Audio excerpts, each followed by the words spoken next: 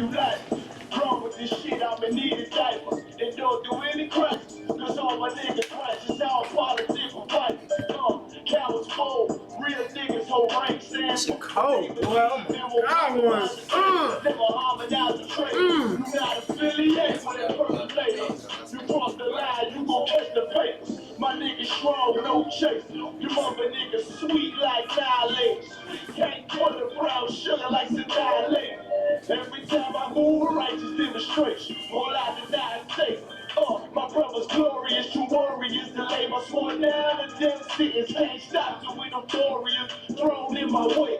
With a supreme audience, proud ass nigga get exiled. No loitering around my brothers. You already know what it is. 144 back again. You be touchdown, put it down for my brothers. And I'm going straight so. That's right, niggas with the shield. That's right, teams and the boots. And my brothers, we gon' rule it on the king on the stage. We gon' rule this bitch at all dollars. Nigga, we gon' take this from the places. That's right, let's go. That's right, we gon' eat and drink. We and all. My prayer like the ladder house. You can't blend with my men, nigga. I can tell you fake from your treacherous mouth.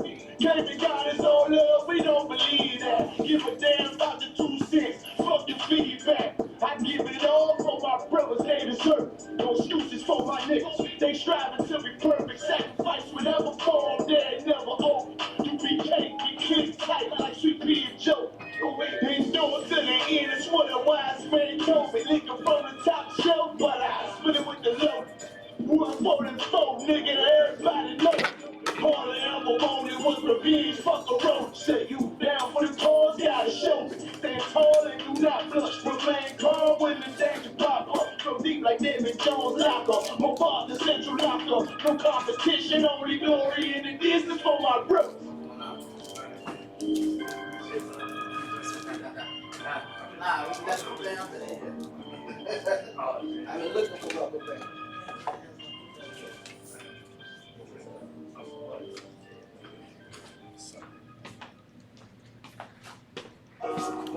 How you been? It's fine. That's alright. I would rather keep it cool.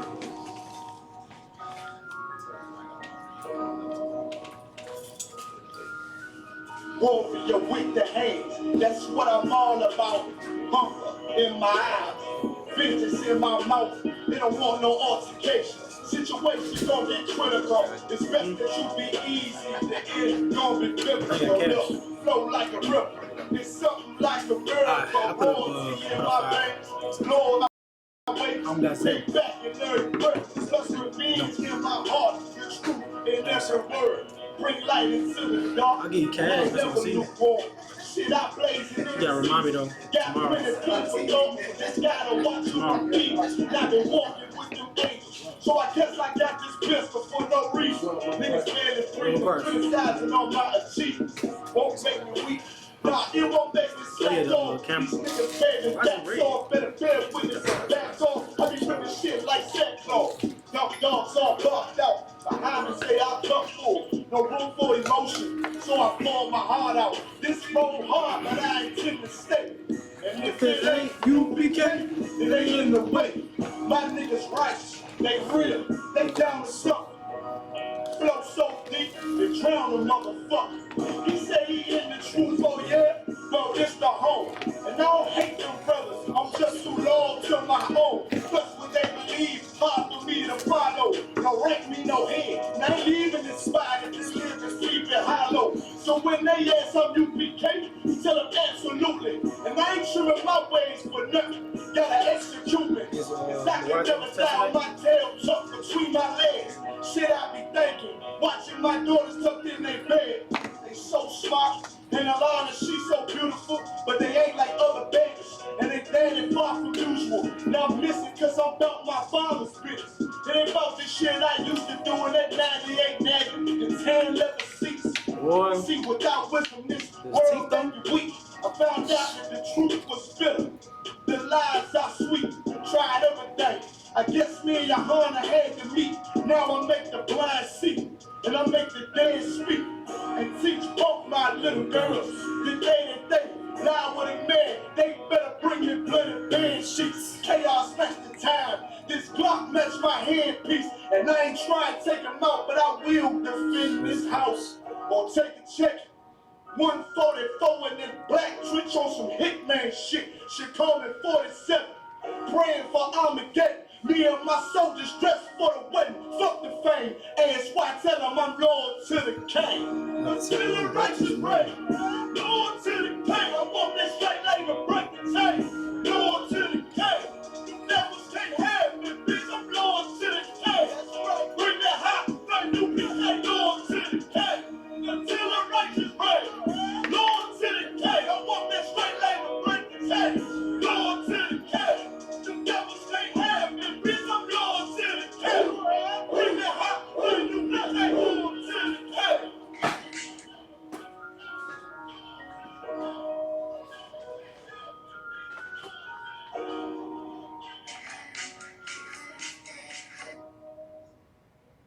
Ready?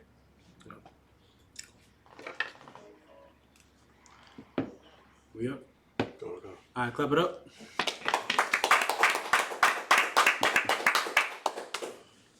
This might work. You turn. Can I turn it on? Go, you can turn it on. There you go. Testing 1, 2. All right, Akim Shalom, Yahweh Shimi Yahushua Barakatah. Shalom, Yahweh Shema Thah Shimi Yahushua to the sisters. We are now scripture breakdown class in Chicago. I'm teaching for tonight until Ken McQuarrie gets here. Officer Raham on deck. Does anyone got any questions? Questions on scripture? Officer Rum? So I was looking for my breakdowns on the Moorish American conversation, and I was wondering, could you give me a couple of breakdowns and a cut as far as Okay, so what do you know about the Moors? the only part I really know about it is that I think on one of the classes they said Israelites, Africans, and 3 races of people Arabs. came together. Right. It's basically like Moors is different like a name of an organization. That's really what it is. Moors is not a nationality. It's an organization, a group of Israelites. You said Israelites, Africans, and Arabs. That's all it was. It was an organization. It's not a nation. You know what I'm saying?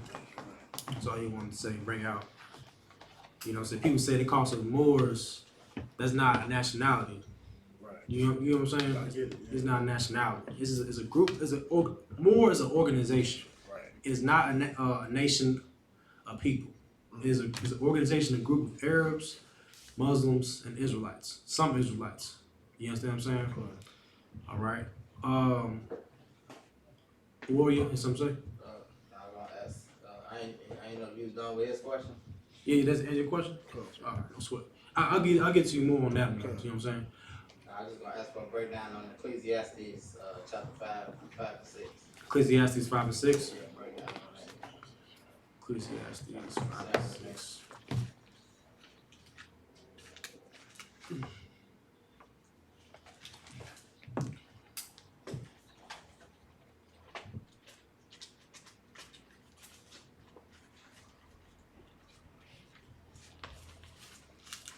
All right, go and read. Ecclesiastes chapter 4, verse 5. I can get it. Okay. The fool foldeth his hands together and eateth his own flesh. Salaki, you said Ecclesiastes Concept. 5 and 6? Chapter 4, verse 5 and 6. Chapter 4, verse 5 and 6. Okay. Okay, go ahead. Ecclesiastes chapter 4, verse 5. The fool foldeth his hands together and eateth his own flesh. I'm trying to understand what that is. Read the verse above it. I want to get a headpiece on the couch. You're not going to tell me this shit hurt my dick. Salaki. Ecclesiastes chapter 4, verse 4. Again, I consider all travail in every right work. Therefore, this is a man is envy of his neighbor. This is also vanity and vexation of spirit. Wait, hold on a second, okay. Read it again. Come. Ecclesiastes chapter 4, verse 4. Again, I consider all travail and every right work. Therefore, this man is envy of his neighbor. Mm-hmm. This is also vanity and vexation of spirit. Break that down. Again, I consider all travail and every right work. That is for this man is envy of his neighbor. This is also vanity and vexation of spirit. A warrior. Like I said, is that basically like, a man that has worked and, gained, what people would consider, a better life, a great life. Right. His brother's, jealous of him. Right. This man gained success through the works that he done. Like for instance, like a brother built a business. A brother established he had good credit. A brother he got a good education, came out the hood, you know what I'm saying, got a good job and everything. And a brother is envy of that. You know what I'm saying? Oh God. And like the Lord hates that. Just because a brother got success before you do doesn't mean you should envy him and like be jealous of him because of his success. You know what I'm saying? Like, you don't know what that brother went through to gain success. Only thing you should do is commend that brother. Same thing with a brother who get a rank raise. When a brother get a rank raise, you know what I'm saying? The brother was under you for a time. So when you get that rank raise, he's over you. You should commend that brother. Tell him good work, sir. You know what I'm saying? You earned it. That's brotherhood, man. You know what I'm saying? Like the whole purpose of, you know what I'm saying, a brother gaining success, that's for the nation. Not for himself. You know what I'm saying? Okay. Alright. Come on, read. Verse 5. The fool folded his hands together and eateth his own flesh. Go ahead. Better is an handful without quietness than both the hands full with travail and vexation of spirit. Read it again. Hold on a second. Come. Ecclesiastes chapter 4, verse 5. It's like verse 5. Verse 5, yeah. Verse 5. The fool folded his hands together and eateth his own flesh. Better is a handful with quietness than both the hands full with travail and vexation of spirit. This is about strife with a brother. Let's say like you supposed to open that brother with open arms, but you fold your hands. You know what I'm saying? Like you like, man, this nigga got all the money, all the women, that piece of garbage, that kind of stuff. You know what I'm saying? Read on. Come, verse 7. Like meaning, what does it mean to eat his own flesh? A warrior? Like, so would that be like him biting on his lip and stuff, talking, would it be like that? He's hurting himself. You know what I'm saying? Like when you envy your brother, you are hurting yourself. You ain't hurting no one but yourself. You know what I'm saying? Keep reading. Come, verse 7. Then I returned, and I saw vanity under the sun. No. Verse 6. Verse 6. Better is a handful with quietness than both the hands full with travail and vexation of spirit. There you go. Do you understand that part, warrior? Sir. All right, break that down. It says, better is a handful with quietness than both the hands full with travail and vexation of spirit. Basically what it's saying is better for you not to have than to have everything and, to have like to basically like, get it. Like, I would say what, the precept, what is to gain the whole, to have the whole world lose your soul. Okay, I'll take that. Yeah, come. All right. Most time. That's your question now? Come, sir. Most time Christ. Who else got a question? Kawan. I need to break down on Daniel chapter 12 and verse 11. Daniel 12:11. Come. Let's see if I can get this. Daniel 12 and 11. Come. My question is that what does it mean as far as for the daily sacrifice was taken away? Well, read the scripture first. Come. Daniel chapter 12 and verse 11. All I can got it? Come. In front of time that the daily sacrifice shall be taken away, and the abomination that maketh desolate set up, there shall be 1,290 days. Now, of course, I know the ones he's talking about the end times at this point period of time. Right. But like, what sacrifice is being taken away? Because of course, I know that it's not talking about like animal sacrifice that was did away. So I'm not sure about the scripture. I would re-ask this question to Captain Qual so we get to, because I do not know the scripture. All right, come on. All right. Ain't no shame if you're a teacher. Ain't no shame in saying I don't know. It's better to say that than trying to break something down you don't understand. All right. You know what I'm saying? The Lord sees that. All right. Anybody else got a question? Go on, hold that scripture, all right? All right, come Till on. Captain Qual gets here.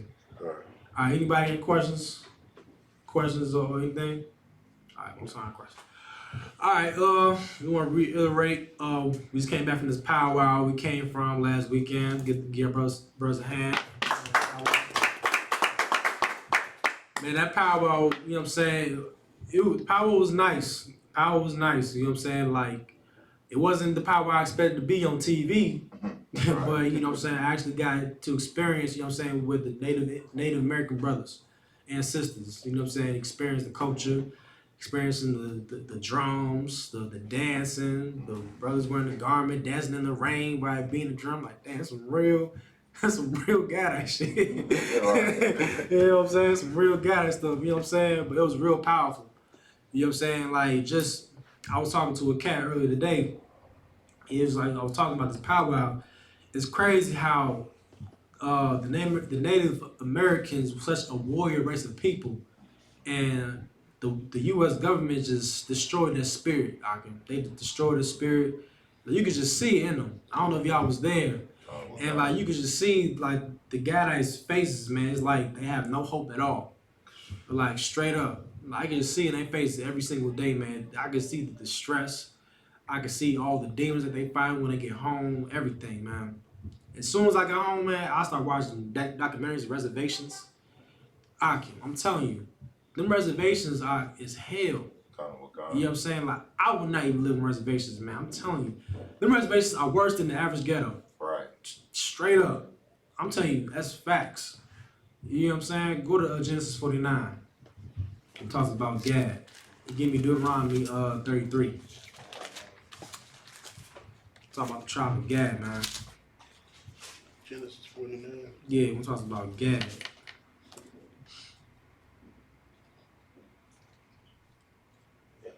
You got it. Most High in Christ. We'll start at verse 1.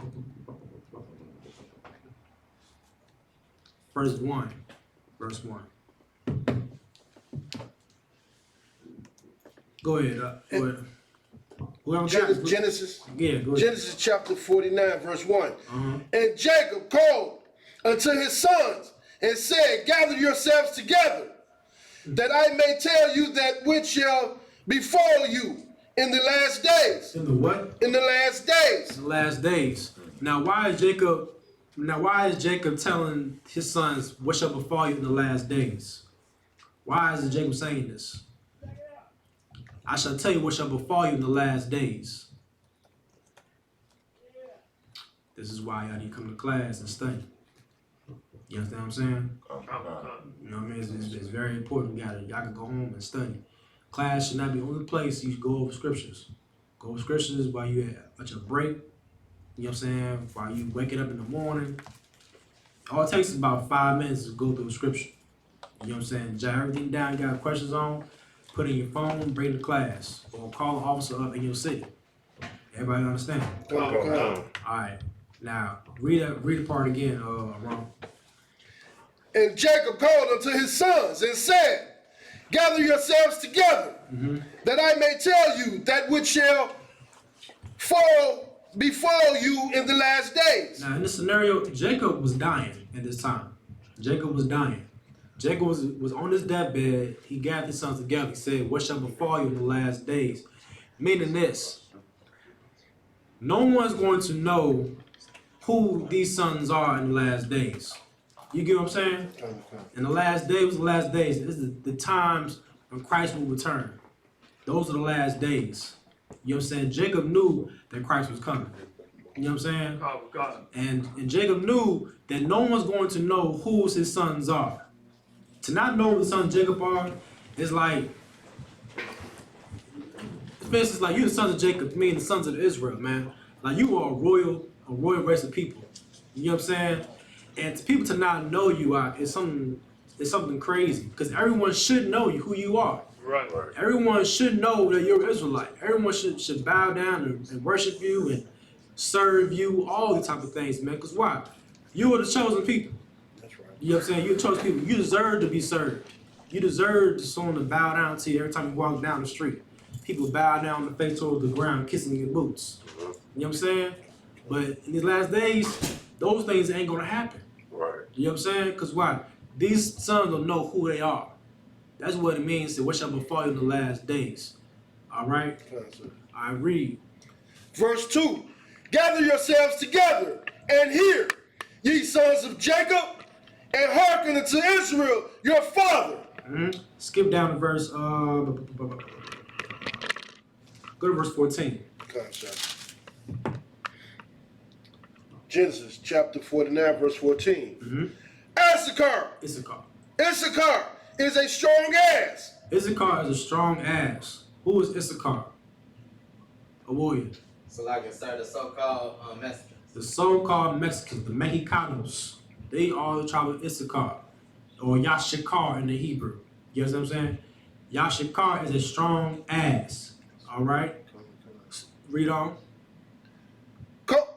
Couching. Couching down between two burdens. What does it mean when it says Issachar is a strong ass couching down two burdens?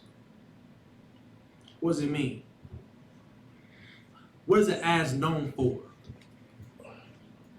A burden of, a beast of burden. Beast of burden. What do you do to that? Carry heavy loads. Carry heavy load. That's what Issachar does. Mexicans carry heavy load in America. They take jobs that no one wants. You get what I'm saying? They take jobs for less than minimum wage. You know what I'm saying? They do construction. They do landscaping. They do. They clean hotels. You know what I'm saying? Like they are known to be hard workers. No one works harder than the Mexicans. I'm gonna tell you straight up. That's right. You know what I'm saying? Keep reading. Verse 15. And he saw that rest was good. He saw the rest was what? Good. Uh-huh. And the land, that it was pleasant. What is that called?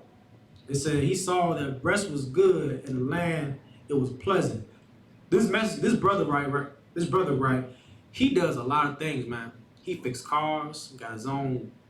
I'm gonna tell you, how many of y'all go to a car garage that's owned by Mexicans? Concert. You know what I'm saying? Ain't nothing but Mexicans fixing your cars, man. Let me make sure your car is looking right.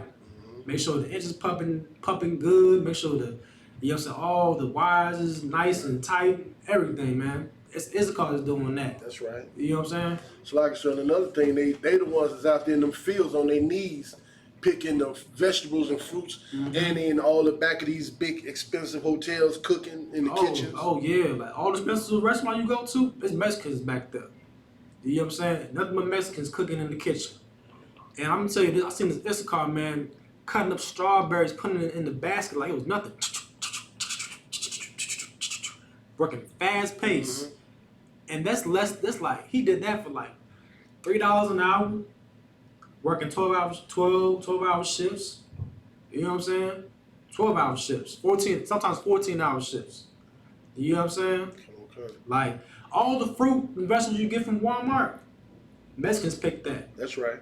You know what I'm saying? All the bread, all the nice strawberries, the mangoes, the pineapples, for grapes, strawberries.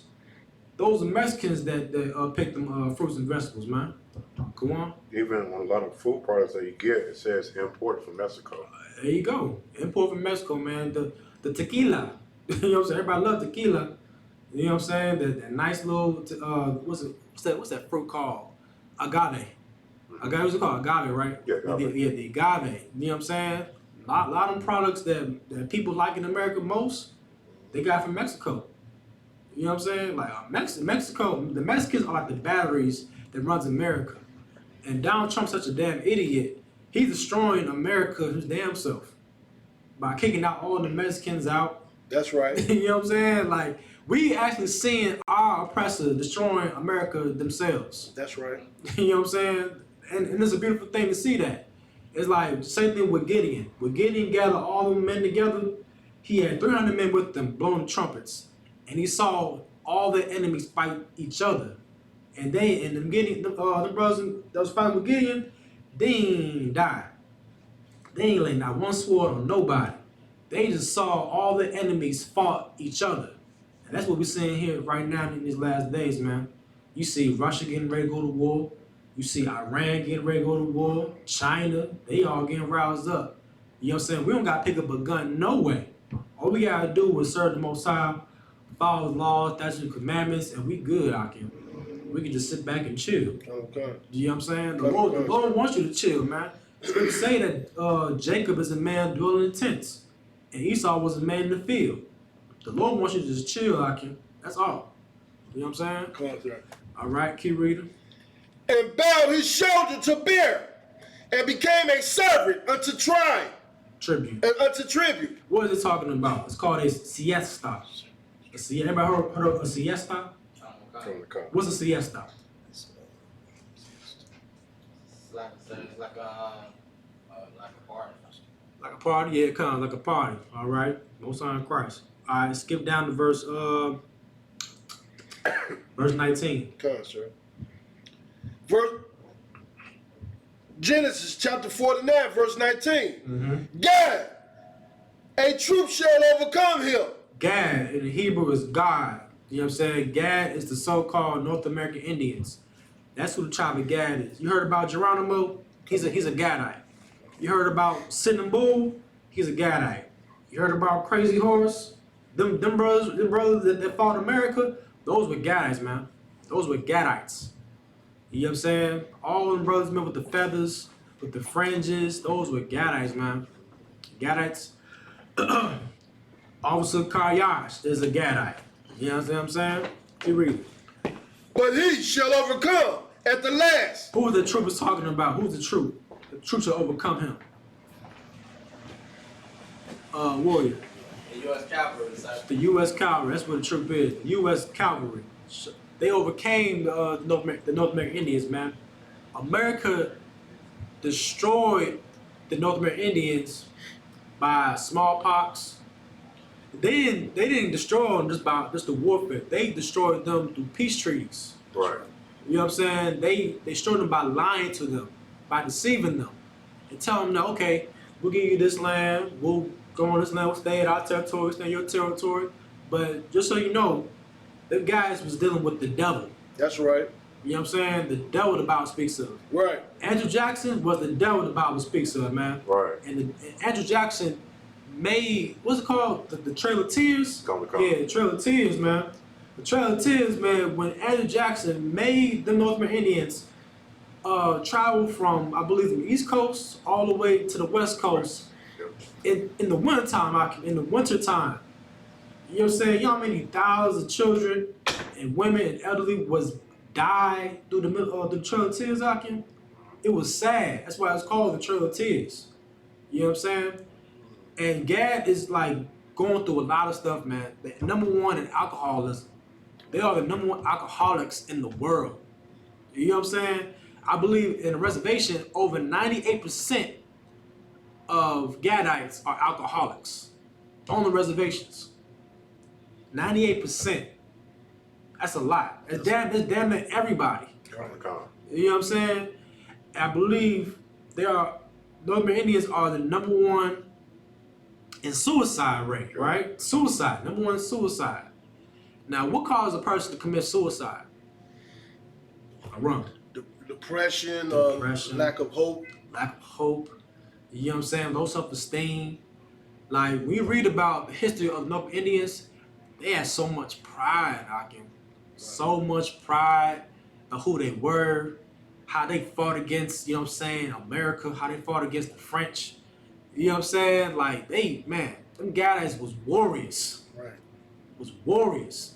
And they would terrorize the British, man, by killing them and cutting up their scalp. And you know what I'm saying? You ever seen the pictures how they would go through settlement and just kill all the U.S. settlers and just cut all their scalp up? That's a guy thing, man. That's actually a culture what the guys do, man. Cutting the scalp. I'm gonna show you the scriptures. Go to Deuteronomy 33, man. Wait, read it, or continue reading Genesis 19. but he shall overcome at the last. But he shall overcome at the last. But he shall overcome at the last. Meaning that what? At the last meaning the last days. Them Indians, they're going to overcome the last days, Akim. And that's through the Isupk under command of Jerry Yohana. You know what I'm saying? We're going to fish out them Gadites, out the reservations, man. We're going to teach them who they are, who they're meant to be, that they're the prince of the power, that they come back to their culture, come back to their heritage, everything, Akim. And they're going to overcome the last days. Alrighty? Come on, sir. Alright, most time. Any questions on the live? Check see if we got questions on the live. Come on. It is? Live. Okay. Let's go to Deuteronomy 33. Deuteronomy 33. I got it. You got it? Come on. You don't want to hand that? Go on. That's not correct. Alright, don't worry. The book of Deuteronomy, chapter 33, verse 20. Uh-huh. All I can got it. And of Gad he said, Blessed be he that enlargeth Gad. Uh-huh. He dwelleth as a lion. He dwelleth as a what? As a lion. What does it mean when it says Gad dwelleth as a lion? What is it talking about? Wrong. It's a Gad dwelleth as a lion. Yeah. I mean, he was. A lion is he's a very brave animal, very territorial. He got a lot of territory that he protect. He said he dwelt as a lion. He Dwelt as a lion. He dwelt as a lion. Not The lions are they known fighters? That's for sure. Yeah, that's true. That's true. But you know, that ain't what it's talking about. Come on. But they also known to be known hunters, to where they camouflage in the environment and then Right. attack their enemy when they see them out in the open. You on it. But this is talking about, okay, what does a lion do when he tries to hunt his prey? What does he do? Don't slide, sir. Stalker. Not just stalk, okay? Use They follow the herd. They follow the herd. Wherever the herd goes, the lion goes with him. You know what I'm saying? Wherever the buffalo travels to, them guys, they going with them too. Because why? They need the buffalo to survive. Same thing with the lions. The lions need buck. They need zebra. They need elephant. You know what I'm saying? They follow whatever the herd of animals go to, they follow. You know what I'm saying? What it means we're doing as a lion. They are nomads. Guys are nomads. You know what I'm saying? All right, keep reading. Come to con. He dwelleth as a lion, and teareth the arm with the crown of the head. So what? And teareth the arm with the crown of the head. What is it talking about? He teareth the arm with the crown of the head. Scalping the enemy's head. Scalping the enemy's head. That's in the scriptures. You know what I'm saying? This is a Gadite culture. You know what I'm saying? Where they kill the enemies and cut the scalp off the enemy's head. To why? To warn enemies. To not to with them. You know what I'm saying? That's what God was known for. Read about Geronimo. Read about Crazy Horse. Read about Sitting Bull. These was warriors, man. And these, I believe, Sitting Bull was the last chief of the tribe called Lakota. It was a tribe called the Lakota tribe.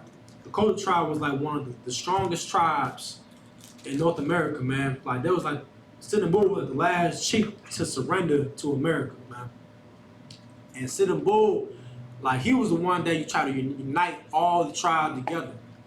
He was trying to unite all the Gadite tribes together, let them know that they're dealing with the bigger enemy, which was America.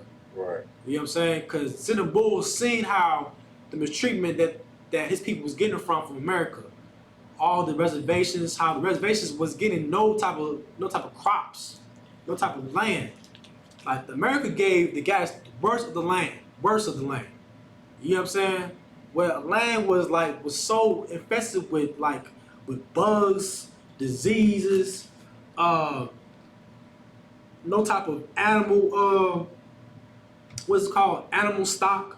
None of that kind of stuff, man. They was getting the worst. They was getting like a deserted place. You know what I'm saying? While America, the Americans, was actually getting the best of the land. You know what I'm saying? They was like deceiving them by telling them this land worth this much. They was finessing them. They was finessing Gadites. You know what I'm saying? Yeah. Another thing that's heavy about what you was bringing out, sir, as far as the Indian day, guys was depending on the livestock.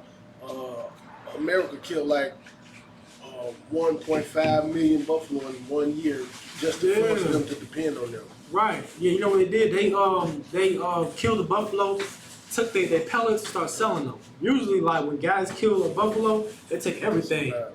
They take the pellets, the bones, the meat, everything. Cause why? They use they bones for weapons. You know what I'm saying? This right here, this is a Gaelic weapon right here. It's called a buffalo jaw. I bought this myself, and I love it. You know what I'm saying? Lamar don't like it, but I don't give it. You know what I'm saying? I bought this myself. Cause why? This is a reminder about who my people was, man. Was warriors, man. And I love it. You know what I'm saying? They use this buffalo for weapons, for clothes, for shelter. You know what I'm saying? They build what's called the TPs. You know what I'm saying? TPs. You know what I'm saying? Like they use buffalo for everything, man. It takes at least 2 buffalo to feed a whole village. Right. 2 buffalo. You know what I'm saying? It was in the land in America was swimming with millions and millions of buffalo out here. It was like ants. You ever see ants? You know what I'm saying? Like swarming and around. Buffalo was like that. And it was like a life. They had 1,000 years supply of buffalo, man. And America killed all of them. They killed all of them. You know what I'm saying? The buffalo was infested with diseases and bugs and all that. And guys couldn't even eat that, man. Like Ron was saying, they had to rely on America now. Right. You know what I'm saying? That's what America does, man. America does that to people. America takes your supply and makes you rely on him. You know what I'm saying? Same thing with here in America. You know what I'm saying? Take away your businesses up. We gotta rely on food stamps, Right. Section 8. Right. What else? All these government assistance, man. Like America takes away what makes you free. What makes something that gives you value. You know what I'm saying? And now because he took that from you, now you gotta rely on him. That's why he's the devil the Bible speaks of. That's right. That's right. You know what I'm saying? Sir.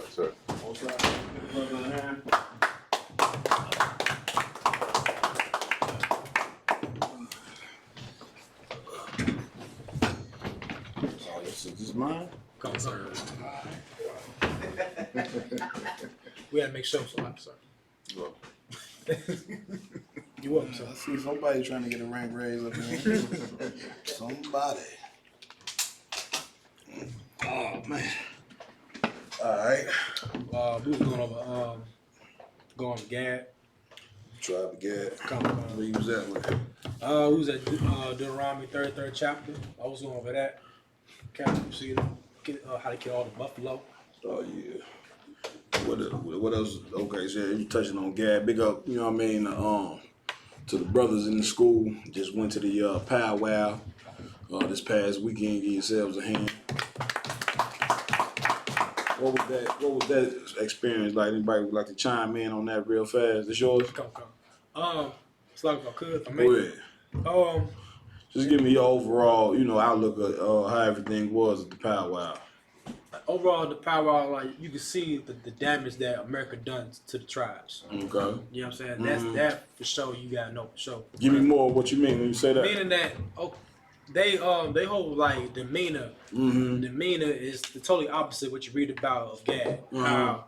How Gad was like a warrior race of people. How they were so prideful about who they were. Right. And now, like since we like experienced seeing them, it's like they have like no hope. They have what? No hope. That's heavy.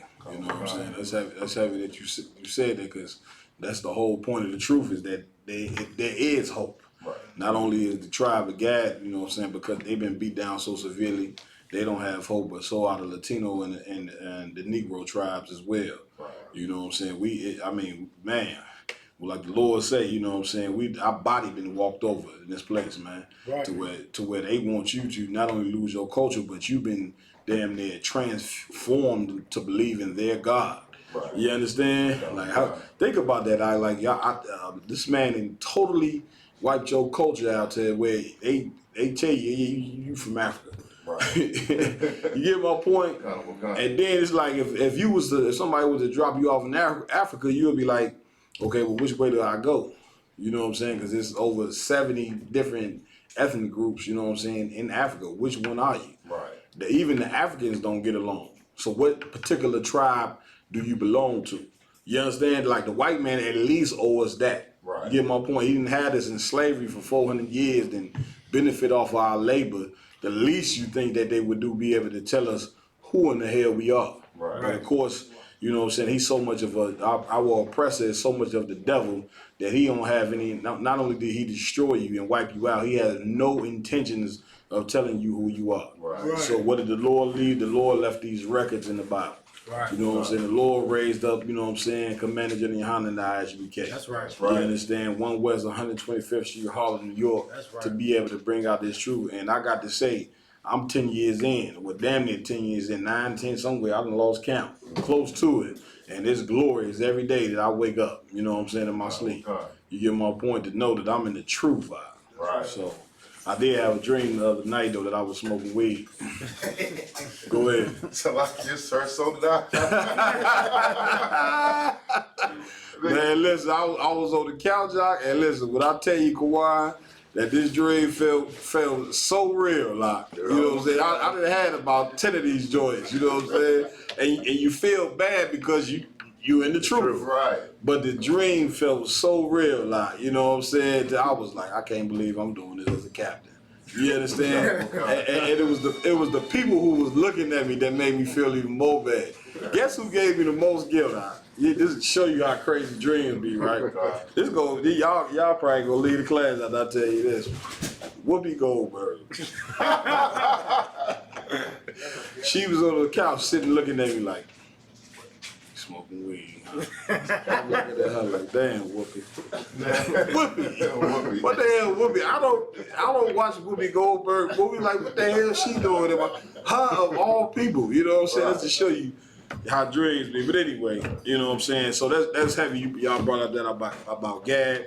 Of course, you know, in the school, we got, you know, we gonna start to, you know, try to get to the reservations more, you know, try to connect with them brothers, because once again, in order for this thing to pop off, all 12 tribes have got to be involved. All 12. You understand? Right. So that was heavy. Y'all brothers going and doing that, connecting with them. We look to build for in the future. Give me where it says the troop shall overcome Gad. You know, the Gadites is the one tribe that you could probably find the most. You could probably find the most archaeology on them, about them being one of the tribes of Israel. You understand? All the way down to of course, when y'all went, I'm sure y'all seen the spiritual dances that they do. Like, if you know, you just look up them powwow dances with the fire. And to me, that shit was always some super spiritual shit. Like, to where if I actually went, like, you better not even move while they doing that shit. You just stand there and be quiet. You see what I'm saying? So that right there is spiritual, and they've been broken down. You know what I'm saying? But I can tell you can find a lot of archaeology on the tribe of Gad out. Like, damn near somebody need to do a lecture on that. You understand? They got Gad in movies. There's movies you could turn on where they talking about Native American Indians being Israelites. Right. You get my point? So give me the scripture I asked for, right? Go ahead. Lamar, you got them joints I seen? I know I sent you like three stories. Since when? Since like last week. It's probably like the past 7 days. Go ahead, Yaradan. Tell everybody where you at. Khan, Genesis chapter 49, verse 19. Hold on, let me get that with you if I could.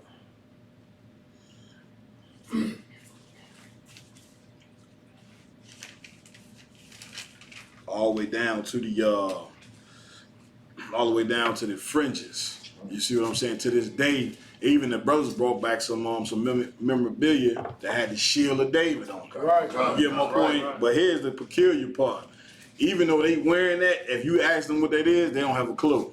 They go to show you how the white man was such an expert in wiping out our identity. You know what I'm saying? Go ahead, out. So even one of I had brief conversations with a couple brothers. One group, it was saying how, you know, their job is to love the earth, and he said love everybody. He don't even know John 3:16. It's in his head. That's how beat down they are. No doubt. And then there was another group of younger cats. They were asking me where to hang. I was like, well, we're not from here. We from Chicago. Right. And they was like, oh, I was like, there's plenty of bars. He was like, yeah, but the problem is for us to be able to go to a bar where we're accepted. Right. And Right. they know the younger cats, they recognize the climate, that them being native, Right. being out in a predominantly oppressor area, Right. Right. they can't go. They might be able to walk in the door, but they're Right. not going to receive no love. They're not going to be.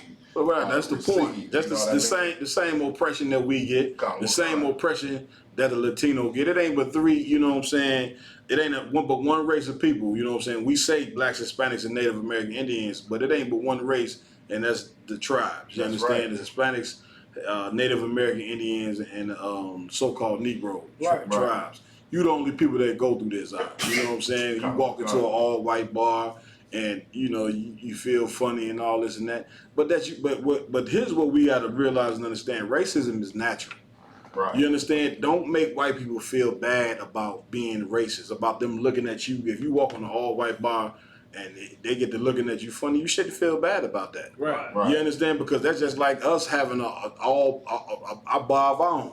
Imagine some, you know what I'm saying, some devils walking up in our joint. Yeah, right. We gonna look like this. You get my point? Yeah, they lost. Go ahead, warrior. Like we racially profile. We for That's sure right. racially profiled. That's right. You get my point? And listen, guess what? They're racially profiling. Yeah. You understand? To be racist is natural. It's natural.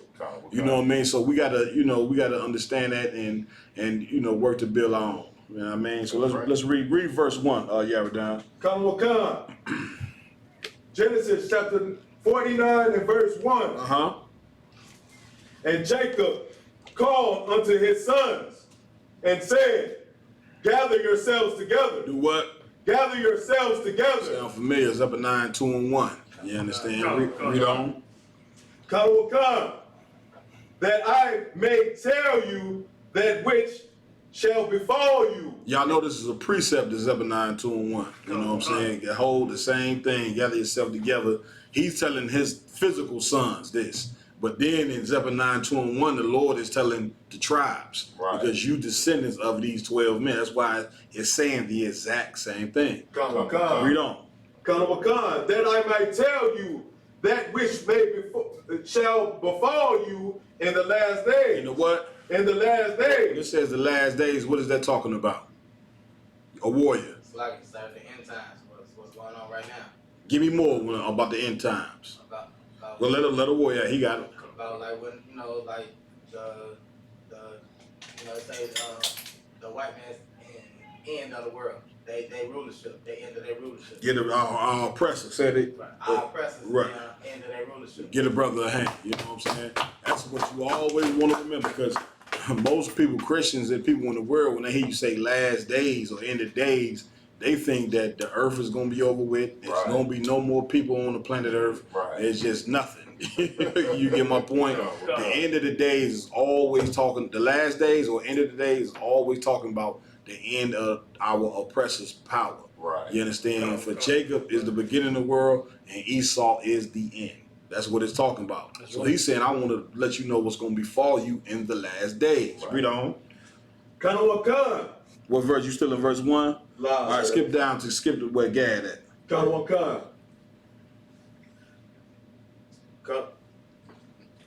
Genesis chapter 49 and verse 19. Mm-hmm.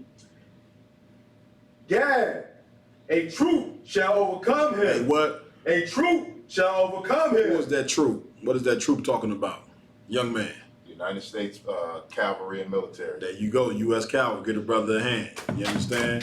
The U.S. Cavalry. You understand? Overtook Gad. The officer Ryan was just going over it. This is, we don't have it up there no more. But that was an example of how they would kill all the buffalo. And you see how many buffalo they killed. You know what I'm saying? Yeah, like look at that. Who even sits in that? Look at that. Look at these devils. God.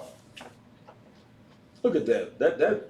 That is in. I mean, that got to be millions. Sorry, sir. Go ahead. That looks bigger than the hill we were running. Don't look at that. It's like if I could. Go ahead. They killed over 1.5 million buffalo in 1 year.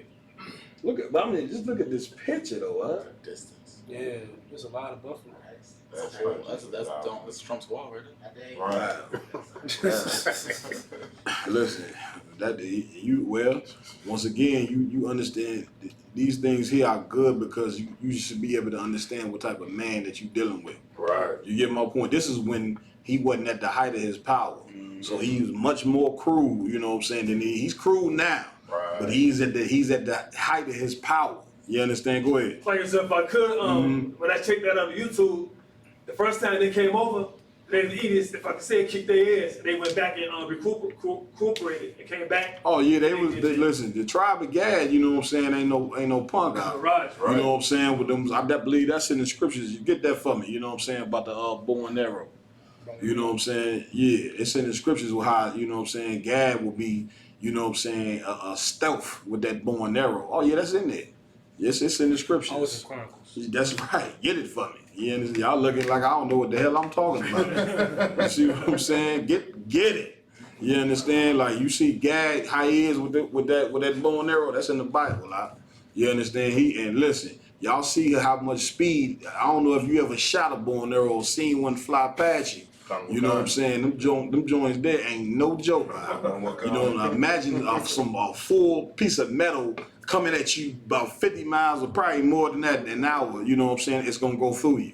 You understand? So for sure, you know what I'm saying? Gad, you know what I mean? He fought Esau off, killed a lot of Edomites out. You understand? He killed a lot of Edomites. But once again, what did the scriptures tell you about our oppressor? That he will be blessed with the sword. You know what I'm saying? Them guns, you know what I'm saying? Them guns, or whatever the case may be, is a little bit more powerful than a bow and arrow. You get my point? So that eventually will happen, as well as them signing so-called peace treaties, you know what I'm saying? And then giving them diseases to kill off the tribes. Right. You get my point? Okay. So the troop overcame Gad. The U.S. cavalry made it their business, you know what I'm saying, to overcome the Native American Indians. Right. And once they killed them off, of course, who was left? The women and the children. Right. Once the women and the children was left, what did they do with the women and the children? Who knows? Y'all done. They kind of like Americanized them, like they had them cut off their hair. Absolutely. They that's his, get a brother a hand. That's exactly what that's the white man's way. You know what I'm saying? When he want to destroy you out, it ain't about just killing you. The best way to destroy a man is just to wipe out his identity out. Right. You understand? Once you wipe out a man's identity, he will forever be a slave. If he don't know what the hell who he is, the God he used to serve, what food he used to eat, he has no purpose. Here's his purpose. It's whatever his oppressor's purpose is. Whoever his oppressor's God is, that's his God. So the white man, then he made, this is how you know it was the 12 tribes out. Because Esau, you know what I'm saying, he made the Native American Indians, he made their God a white God. He made your Negroes, he made your God the white Jesus. Hispanics, he made their God white Jesus. Right. When none of us is white. None of us. You walking around with names like Timmy and Mark and Luke and you know what I'm saying? And you know what I'm saying? You walking around with Esau's names when once again that is not who you are. Like Jenna Muhammad was bringing out the other day, you got that's why black people come up with names you never even heard of. Like Shaquan and Shaquita and you know what I'm saying? And I don't know, give me some more. You know what I'm saying? Go ahead. Oh, that's what I said, Bone Quisha. That's not. Bone Quisha. You know what I'm saying? I used to stay next to a girl, her name was Mamesha. You know what I'm saying? When you go to look these names up in Google, they not in there. You get my point? But once again, that's us trying to get our culture back.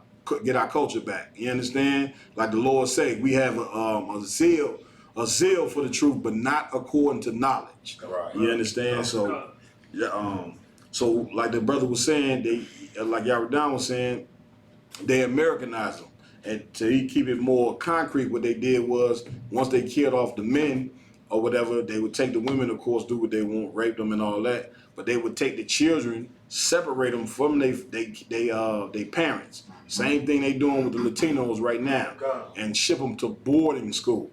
Right. You ever heard of boarding schools? Well, the first boarding schools in America was Native American Indian children. You understand? See if we can pull up a picture of that. come on, you know what I'm saying, the Native American Indian children at these boarding schools. So what they would do was they would separate them from their families. They would never see their families ever again. And like Yaradan say, they would Americanize them. Right. You see what I'm saying? They would tell the kids, can't speak your language no more. You understand? Can't, whatever God you was doing, you can't. They was brutal with these kids. You understand? And so you just got to research it and look it up. It's bone chilling to where almost this day the Native American Indians, they still kept hold to certain their traditions, but they ask them why they wear them fringes. Right. They can't tell you. I ask them why they got shields today. Right. They can't tell you. Okay. You understand? Right here. See that? Now, I want you see any smiling faces in there? Lie, sir. Take a close look. You see any smiling faces? These are children, you know what I'm saying, that was separate. Look how many of them it is. These are children that were separated from their families. You see what I'm saying? Go ahead. Yeah, I don't see no smiling faces, do you? Yeah. Imagine you just getting separated from your I don't see one smiling face, not one. You know what I'm saying? Now imagine you getting you know what I'm saying, you getting separated, you know what I mean, from your family or whatever the case may be. Imagine how you gonna look. You understand? Go ahead, Not only that, Cap, they would actually beat them. Like, you know what I'm saying? Like, they actually beat them, you know what I'm saying? They speak their language, you know what I'm saying? Or even they don't want to cut their hair. Like, it was a video of a person went to a boarding school, a guy, right, who's actually showing about the experiences, how they cut their hair, just they just see the feathers of the hair cutting off from the hair, they just went down and just cried because it's just taking away all they pride and their heritage away from them. Yeah, you know what I'm saying? Go ahead, It's like it, sir. And to add on to the Officer Ryan's point, if you look, they got the females up front. Yeah. But if you look in the back, all the boys, their heads, look at their heads. They done completely shaved all of their heads. Yeah. They done completely gave them low cuts. They done completely cut their hair all off. All the boys in that picture, not one of them has long hair. They're natural hair. That's the white man for you. Excuse me, the oppressor. You understand? That's the oppressor for you. You know what I mean? He did heavy damage. You know what I'm saying, to these people out. You know what I mean? Keep reading now. Go ahead, Slock. Go ahead. I got priests with the bow and arrow. Okay, hold that. Let's finish the one with about the troop shall become him. Read it from the top. Go ahead. Khan, Genesis chapter 49 and verse 19. Gad, a troop shall overcome him. Hey, what? A troop shall overcome him. Go ahead. But he. Go ahead. But he shall overcome at the last. At the last. He shall what? Overcome at the last. Everybody understand. To get the Lord ahead. You know what I'm saying? Lord, let me tell you, man, the Most High is an excellent father. You know what I'm saying? A father, you know what I'm saying, when he disciplines his child, the child, of course, you know what I'm saying, will think at that particular time that my dad is Satan. You understand?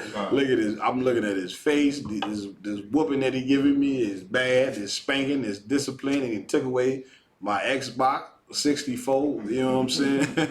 And all of that. Your kid will be like, God damn. But one thing about a good father, he will return, you know what I'm saying, his comfort back to his child. Right. And that's what the Lord has done with us. Right. As wicked as we've been wicked. You read them scriptures, man, time after time. You'll understand why we went on slave ships. Like I told y'all the last class, you know what I'm saying, when you go through these Bible, man, you'll see Israel time after time how we sin. Time after time we followed the other nations out. You understand? The Lord made us the most rich and powerful and wisest nation on the planet Earth, and that just wasn't good enough. Right. You see what I'm saying? And so then you'll see why we ended up to where we at right now. Right. You get my point? But man, listen, we done went through hell, you know what I'm saying? But now we at this point right now, you know what I'm saying, to where it's time to get it on. Right. You know what I'm saying? That's why I made a post today. The time is now. That's right. You understand? To go out there and get these brothers and sisters and bring them in here. You know what I'm saying? That's why it's about work. You working in slavery, it don't matter how tired you is or whatever the case may be, you got to go out there and get your brothers and sisters out and bring them into this truth. And don't say they can't come in here because otherwise you wouldn't be in here. Right. You get my point? So it say in the last day that God would overcome. You understand? And we seeing that. You know what I'm saying? So we're gonna be connecting with them tribes more and more, the powwows, going to the reservations or whatever. Y'all see how powerful Karyash is. Give Karyash a hand. You know what I'm saying? Y'all see, y'all can't tell me that brother there ain't filled with the Holy Spirit. Right. You know what I'm saying? He doing great work up in there. You know what I'm saying? He's a mighty man. You know what I'm saying? And he got some mighty men over him that have helped shape him to the man that he is. You all right? All right, so drop that. Give me the one about the bow and arrow real fast. Okay. This is the book of 1 Chronicles, chapter 5, verse 18. Go ahead. The sons of Reuben and the Gadites and half of the tribe of Manasseh, of valiant men. What? Of valiant men. What is a valiant man? If you don't know, look it up, the word valiant, quickly. Read it from the top again. Come. The sons of Reuben and the Gadites. Who was Reuben?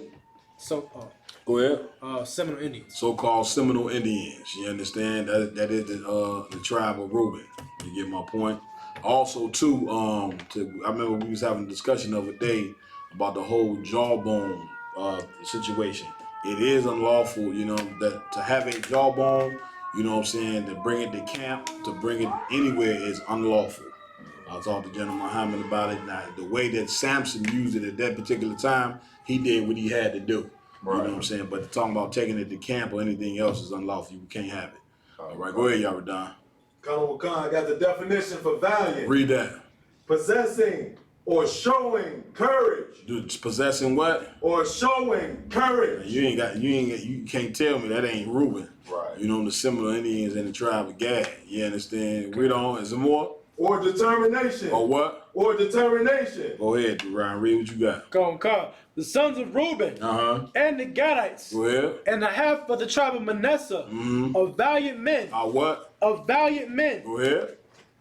Men able to bear buckler and sword. Men able to what? To bear buckler and sword. Everybody understand what is the buckler? Go ahead. I think the buckler is like it's a smaller shield. It's a shield. Yeah. You understand? These men, you know what I'm saying, carry that shield and that sword, which was about warfare. You understand? Which now ain't nothing wrong with war. You understand? Which we gonna touch on that tonight. You know what I'm saying? Big up to Donald Trump and the U.S. government. You understand? For sending troops. You know what I'm saying, to Saudi Arabia. Most high. Oh yeah. Y'all didn't hear about that? Nah, sir. Nobody heard about that. Go ahead. The troopers. What's your name? Flocky, sir, if I may, I heard What's your name again, trooper? Tazan, sir. Tazan, go ahead. I heard that I don't know, was it Saudi Arabia? I know they sent them to the Middle East. I think it was Saudi Arabia. Okay, go ahead. Correct, it was a couple places that they sent some troops over to. Right. Not just where you say it's another. Right, because now remember now, y'all, I don't know if it's like y'all, I don't know if y'all heard, Yemen bombed Saudi Arabia, half of Saudi Arabia's oil supply. Right. You know what I'm saying? And now you know Saudi Arabia, 90% of their economy is oil. And they wanted the United States, as far as the Middle East, Saudi Arabia is United States' top ally, whatever you did, ally. Right. You know what I'm saying? Go ahead, y'all done. What you bringing out is so heavy, Adawan. Actually, in the early 70s, when Nixon took the dollar off the gold standard, the value of the dollar of the American dollar is behind the gold, the oil. If they don't have that oil, then it's a wrap for the dollar. The dollar don't mean nothing because other countries have to purchase the oil with American dollars, which gives American dollars value. If they do something to that oil, then the dollar don't mean nothing. Well, they did something to the oil. You know what I'm saying? They sent a drone. You know what I'm saying? They sent a drone to bomb that oil tankers, and now that's why you see The United States, they sending them troops over there. Listen, they must have bombed the oil tankers like 2 weeks ago. It took America a week later. They sent them troops out there. Wow. You know what I'm saying? So what you saying is right on point. Yeah, America just prints money. They just print money out. Right. You know what I'm saying? And it's not only is it backed by oil. What else is America's dollar backed by? Go ahead. Gold, sir. No. A warrior. Military. The military. You get my point? You understand? You could be the richest cat on the block. You ain't the richest if you ain't got the gun, the firepower. Right. You understand? America got the militaries out. Right. You understand? And what they do is they punk other countries out. You either give this, you either trade with they gangsters. Like who? You talk about the all the gangsters in America. Who you think niggas learn to be gangsters from? Right. You understand? Right. You understand? All these the Italian mob and all this. Man, the white man, he showed you how to be a gangster. He just, what he done is he legalized his gangsterism. Right. You get my point? He legalized it. Right. He said, I'm going to be a gangster. It's legal, but it's illegal for you to go to be a gangster. And so when you do it, guess what? You go to jail. Right. You get my point? Meanwhile, he goes and he does whatever the hell he want. Right. You understand? So what Yaredon said is right on point. So now, you see, a week later, they send the military to go back that oil. They go to show you about that oil lot. Right. You see what I'm saying? And this is fitting biblical prophecy. This is when you start to see this type of stuff here. This is what we want. Because why? Rhyme sent me the video. Commander Jenny Hanna, what you see going on in the Middle East right now. Commander Jenny Hanna prophesied it. But how many Passovers ago? It was like 6 Passovers ago. Like 6 Passovers. 6, 7 Passovers ago. He Commander General Hanna prophesied that eventually Russia would invade Saudi Arabia. Okay, now this is heavy and key because these countries like Yemen and Iran is allies. Right. But who is Iran backed by as far as Edomites? Go ahead.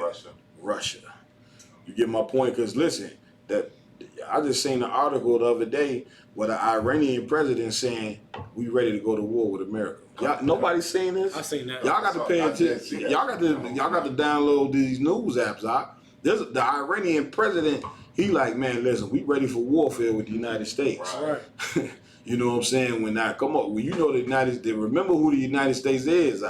You know what I'm saying? They didn't bomb countries into the Stone Age. Right. You get my point? So to say them words out your mouth is like them is some heavy words you saying. But he wouldn't be able to say it if he wasn't backed by another world superpower. Go ahead, Tazan. Slocky, sir, if I may. Allies, I mean together. Together. You know what I'm saying? We different countries, but we're gonna come together, you know what I'm saying, for a purpose. You see what I'm saying? So, man, listen, when you start once again, you start to see these things out, like Christ said, know that we at the very door. You know what I'm saying? That end, you know what I'm saying, is nearer than what you think. You know what I'm saying? Here's what's beautiful about the Third World War, because remember now, all the wars, the First World War, the Second World War, and the Third World War, all of them is prophesied in Revelations. That's the woes, the first woe, the second woe, the third woe. Right. But here's what's peculiar. What's peculiar about the Third World War? Who knows? A warrior. Like it's the kingdom of heaven be built up right up under it, and Christ will come back in the midst of it. Get it, brother. Hand. See, the First World War and the Second World War, them was just nations, people fighting against each other. Here's what's beautiful about the Third World War. Christ and the angels gonna join in. Right. That's right. Right. They gonna join. This is the military, you know what I'm saying, that they ain't ready for. Right. But they trying to get ready for. Right. Which is why remember now, that's why Donald Trump said we need space. Y'all come on. Come on with y'all. Y'all know what I'm saying? Don't think this devil, he's stupid for trying to fight against the Most High.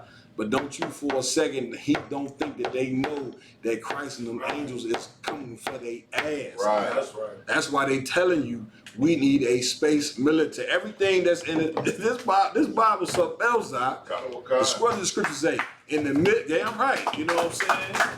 In the midst while these nations is fighting one another, Christ is coming. He gonna return. That's right. That's when he gonna Right. return. Time will But come. now, here's what kid.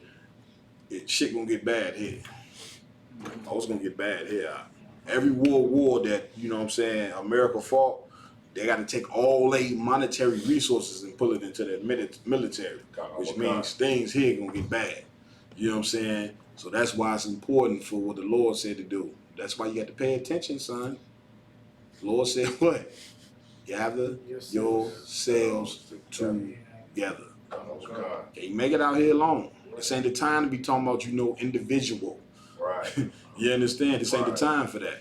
All right? Go ahead. Real quick, can you say that Black America will thrive during times when America's falling? Because Don't think Black America will thrive. You're right in a sense, but you got to tell meaning that okay, Blacks and Hispanics will be in a better condition. Mm-hmm. Like same thing how it is with Black Wall Street. All these black communities was thriving during the Great Depression. Right. You know what I'm saying? Can you say that gonna happen again? You close to it. You understand? Y'all were done. Con, sir. Just piggyback on what Officer Ryan was bringing out. Mm-hmm. Actually, it's coming up to 100 years anniversary of the Red Summer. You know what I'm saying? This is when, I believe it was like 25 different spots in the U.S. was rioted. Yeah. You know what I'm saying? In 1919. Yeah. Right after the. Now tell it, but now is anybody who does not know what the Red Summer was about? Okay, tell them Tell them what the Red Summer was about. The Red Summer is basically pertaining to from July to November, over 25 different cities in the U.S. was rioting. You know what I'm saying? With white rioters. Tell them why. Do you know why they was rioting? It was different. It was different circumstances in different spots. Like in Chicago, it was a brother. He was swimming in a lake, and he swam over into a white area, and they end up killing him, and they end up starting a fight. Well, that's some of the backlash, right? Come. But who knows what was the real, underlying fact of the Red Summer? Go ahead. Because the oppressors were not doing very well. They were going through their depression, and Israel was doing great. You right, but that ain't what I'm looking for. Y'all done. Was it the American where the black soldiers coming over? Give the brother a hand. Give the brother a hand. You understand? It was the fact that this was after World War I. You understand? This is any of y'all cars, Aki? That's right out front. Go. Check on the right Yeah, that was me checking mine. Shit, it might be mine.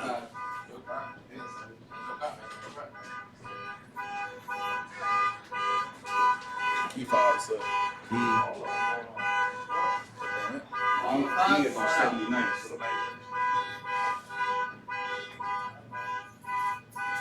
Am I good? My joint too? Everybody got going on.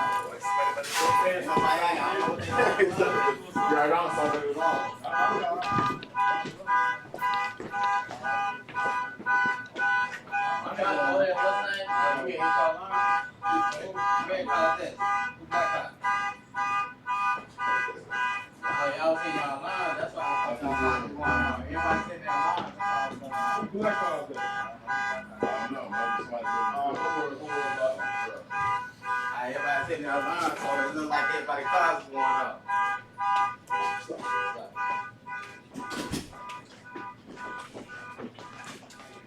I was gonna say Ryan. I was like, Ryan got up like he got a car. Right. What you say? What you check on your shit too? All right. So now, so what sparked it, what kicked it off, you know what I'm saying? Oddly enough, is black soldiers coming back to fight from World War I. That's what kicked off the Red Summer, where they was burning niggas in their uniform. That was the reason. That yeah, he's shaking his head like I'm gonna. But that's the truth. Like this man hates you. This man hates you so much that it was a summer where they hung like 5,000 black men. You know what I'm saying? Because you went to fight the war for them. Right. And won. Right. I want you to think about that now. Sit that in your chest. It's a lot of hate. You done went and fought for the like who does that? Like a man go fight for me. You would think you would show him some gratitude. You understand? But the fact that you went and fought for them offended them. Yeah. You get my point? Kind. So you know what I'm saying? Go ahead. It's like when you love them, they hate you. Yeah. When you do hate them, they hate you more. Yeah. You know what I'm saying? Like, Yeah. it's like, what do you want? You know what I'm saying? And here's why they hate you out. Nobody likes the last place team. Right. You understand? It's more fundamental than what you think. You were slaves, huh? Nobody, you know what I'm saying, even though they so-called freed you, you was still considered like the bottom people. Just think about sports. If you a team that, think about the Bad News Bears. You know, I gotta say that because my son's football team, I was watching them, and after 2 quarters of watching them, I say, y'all remind me of the Bad News. You know what I'm saying? I told my rib that she like, who is the Bad News Bears? I said, maybe you wouldn't understand. Y'all remember that movie. They was like, but black people have been like the Bad News Bears. When you in last place, nobody likes the last place team. Right. You looked at like, you get my point? Right. You be thinking in your Christian mind make you think that if you in last place and you don't do well, people supposed to love you. And people supposed to show some type of gratitude towards you. That ain't how it works, huh? You know what I'm saying? All of these nations hate you because you ain't got your own. Right. You know what I'm saying? Because you subservient under white supremacy. You get my point? So that make the other nations hate you, man. Right. I would just watch the video where these Arabs, man, beat the hell out of these sisters, huh? You understand? You see that, John?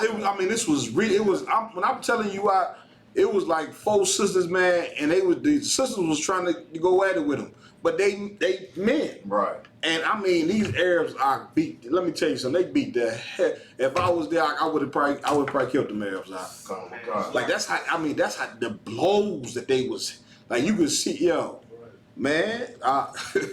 Go ahead. It's like, sir, if I may, they got away with that too, also, right? Yeah, more than likely. You know what I'm saying? More than likely. You know what I'm saying? They got away with it, but they was beating the hell. And listen, what was funny about it though? What thing was funny about it was 2 of the sisters was dykes. Yeah, 2 of them was dykes. You know what I'm saying? They found out that day they wasn't no man. Right. The Arabs can't even fight out. You know what I'm saying? And y'all sisters they was getting mollywopped out. You get my point? It was crazy. So these other nations, Asians, go ahead. It was reaching back like this, popular. Yeah, they was doing them like how you would rag down your 5-year-old or something. Wow. You get my point? Kind. But anyway, you know what I'm saying? Where we at with it out? First Chronicles. Yeah, Chronicles. First Chronicles 5:18. Uh-huh. I'm gonna start over. No, it was you at the end of it, middle of it. Come on. In the middle of verse 18. Of valiant men able to bear buckler and sword, and to shoot with bow. And to what? And to shoot with bow. Everybody understand that. You watch a movie about the Native American Indians and they conflict with the U.S. cavalry, you gonna see them Native American Indians was swift with that bow and arrow out. Right. You know, they known for that, and the so-called Seminole Indians. You understand? All of these is in the records of the Bible, of course. All right, go ahead. Too, like America got guerrilla warfare from the Gadites. That's I know correct. That's correct. Show the movie called The Patriot. Mm-hmm. How this I think what's the cat name who played I got his name, but it's Mel Gibson. Yeah, Mel Gibson played like this cat. You know what I'm saying? Where he learned all the tactics from the Gadites. Yeah. How he would like hit him on different corners. Yeah. You know what I'm saying? How he hit him with tomahawks. And they would take, you know what I'm saying, the black and green and all that, and that's what a guerrilla warfare is. You taking the black and the green and You camouflaging yourself with the forest, Right. to where literally you can't see these cats, right? Because they look like trees. They got the same color as the trees, the same color as the leaf. They hopping out of trees. Right. Gad was hopping out the trees on these mobs, man. Go ahead. Sorry, sir. It's funny you're saying that. First Chronicles chapter 12, verse 8 Mm-hmm. is saying the same thing about the Gadites. Read If I what could, you got. sir. What verse were you at? I was in verse 18. Okay, read that. We read that. First Chronicles chapter 12, verse 8. Mm-hmm. And of the Gadites, there separated themselves unto David into the whole to the wilderness, men of might and men of war, fit for the battle, that could handle shield and buckler, whose faces were like the faces of lions, and were as swift as the roes upon the mountains. Ooh, Lord, I must get this brother a hand. Goddamn. I'm gonna put that in my precept book right there. That's a hardcore scripture. You know what I'm saying? So once again, you know what I'm saying, the tribe of Gad is, you know what I'm saying, the Lord trying to explain to you that the tribe of Gad is one hell of a people out. You know what I'm saying? And they military minded. Everything we done read about them has been they've been about warfare. Right. But like Raheem said, they be down. They hopeless. You understand? And it's crazy because when I first learned about the truth, I was at my grandmother's crib. She lived in Des Moines, Iowa. Iowa is a place that's full of Gadites, you know what I'm saying, reservations and all that. And I remember talking to this Gadite about the truth, and he sat there and looked at me. First of all, he was drunk, Right. but he sat there and looked at me and walked off and sat. After I told him we was the chosen people, and then, you know, our oppressor's the devil, and we supposed to come together and all that. He looked off at me, eyes watery, and just walked off. Wow. You get my point? I was like, damn. You know what I'm saying? Like these people, how devastated they are. Right. You understand? Like Esau didn't beat the tribe of Gad down so severely. Like the brother was saying, they is hopeless out. Like they do all that powwow and all that, but then once the powwow is over, it's back to reality. You know what I'm saying? It's back to going on a reservation, which is a reservation is really what is a reservation really? What's another word for it? Go ahead. Concentration camp. Concentration camp. Oh, give me the nigga term for one. Go ahead. Ghetto, the hood. The hood. What else? Projects. What kind? That's what it is. You know what I'm saying? Go ahead. I was watching a documentary of them reservations, man, Mm-hmm. and like children, like 17, 18 years old, it's like a high rate of committing suicide. Right. You know what I'm saying? Right. Because like with the condition that they live in is like they can't get a job. Right. Their parents are alcoholics. Right. You know what I'm saying? It's like it's crazy how the condition that, you know what I'm saying, guys live in, man. You know what I'm saying? Mm-hmm. It's just crazy. They're right. You know what I'm saying? Well, listen. As the prophets of God, we're gonna get the Native American Indians hope out. That's right. And we're gonna do it through these scriptures. What is the underlying fact that's gonna get where they gonna get their hope from? Where the tribe guy gonna get their hope from? What's gonna help uplift them? Y'all done. The truth, I don't know. Give me more. The law, statutes, commandments, seeing how powerful, you know what I'm saying, how it impacts. I better the question. What is our hope? What is the 12 tribes' hope? What is our hope? Go ahead. To overcome our oppressor And how we gonna do that? by edifying our history. You right. You know what I'm saying? A warrior. It's like it's Romans 15:4. Give me that. Romans chapter 15:4. For whatsoever things that were written aforetime were written for our learning, Mm-hmm. that we, through patience and comfort of the scriptures, might have hope. Might have what? Might have hope. You right, but that ain't the hope I'm talking about. This hope here, you know what I'm saying, is deadly. Go ahead. It's like it's like would it be brotherhood? For sure. Brotherhood is what's gonna bring the hope. You know what I'm saying? But I hope, you know what I'm saying. I don't want to give it to you. I'll keep forgetting your name out. Tazan, sir. Tazan. I didn't want to salt the name out and I can't even remember the brother's damn name. Go ahead, Would it be the tribe of Judah? Trying to wake people up? Trying to wake everybody up? You on to it. Go ahead. The saints shall take the kingdom. Nah. Like it's Well, you ain't got it. You see how he got his hand like he just know he got it. Go ahead, Christ coming back, so with them 200 million angels. Get his hand. He do got it. If I would have bet the bad, I would have lost. You can tell brother has it or not whether he ready chicken wing. Yeah. He ain't chicken wing in that joint. Go ahead, Nah, I'm saying, that's how you know. Ain't no. The Native American Indians, they hope is your hope. You know what I'm saying? Your hope is the Latinos' hope. Right. You know what I'm saying? Them Benjamites over in them islands, y'all seen what happened to the Bahamas, right? You know what I'm saying? How that island got wiped out and it's like just wood throughout the whole island. You understand?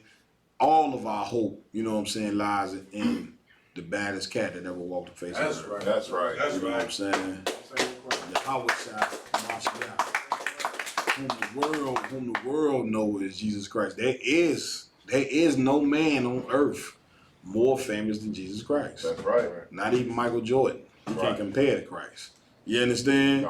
Nobody, no man that ever walked the earth could compare to this cat. That's how bad this cat was. He done so much out. They said we couldn't even put it in the book that he done so much. Right. You understand? And the thing about it is, the baddest cat that ever walked this planet is on your team. That's right. That's right. See what I'm saying? Jordan was the baddest cat on the basketball court, wasn't he? It didn't matter who was it. Look who they threw on the Bulls, and these cats was winning championships. Right. You see what I'm saying? You know, y'all know Jordan. He used to. Well, I don't know if y'all know this, but you know, Jordan used to talk a lot of trash when he played ball. What was the number one thing he used to tell his opponents when he talked trash? When he had scored 50 on them. You know, I'm used to be a basketball connoisseur, so I know. Go ahead. Slock, you can't stop me. Of course, he tell him that. You know what I'm saying? This gonna blow you. It might not blow your mind, but it's something he used to tell him. Nobody knows. Lies. Go ahead. What's it on? Are you ready for this? Go on. Are you ready? Space Jam. Right. Damn, where you coming with that one from? Are you ready for this? You sound like you about to tear up some beef. That's what I was saying before. I'm about to tear up some beef. Right. Before I would give a nigga 30 on the court. Yeah. Y'all sisters, man, like, I don't know if y'all want to get Kawan, man. Shit, he gonna tell you, is you ready for this? You know what I'm saying? Don't call the captain after he tell you, shit, I can't do nothing for you.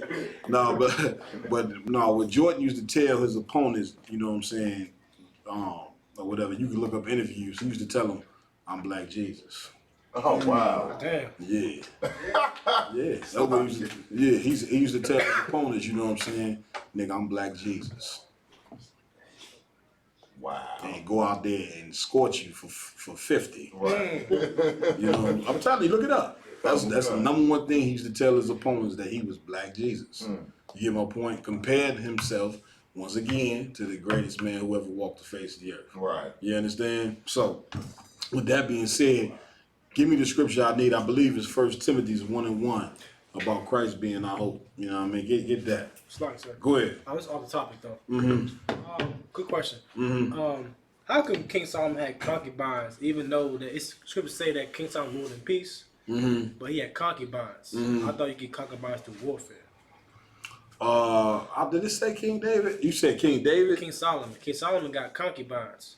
But You have to show me. I know King David had concubines. You know what I'm saying? But Solomon, I'm not sure if his wives were considered concubines.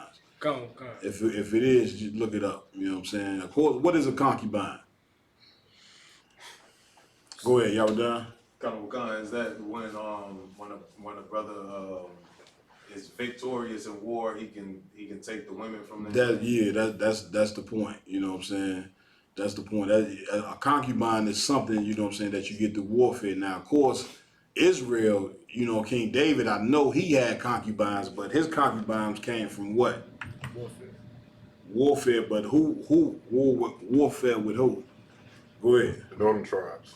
The who? The northern tribes. Northern tribes. You understand? King David got concubines because he went to war. Most people don't know that that King David had to go to war with the other tribe. I'm coming to your warrior. He had to go to war with the other tribes, you understand, in order, you know what I'm saying, to establish the kingdom. Right. So he took concubines from the nation of Israel, not from heathens. You understand? You can't get concubines from heathens. You understand? Go ahead. I got precept 4. Go ahead. Of the nations concerning which the Lord said unto the children of Israel, you shall not go into them, neither shall they come in unto you.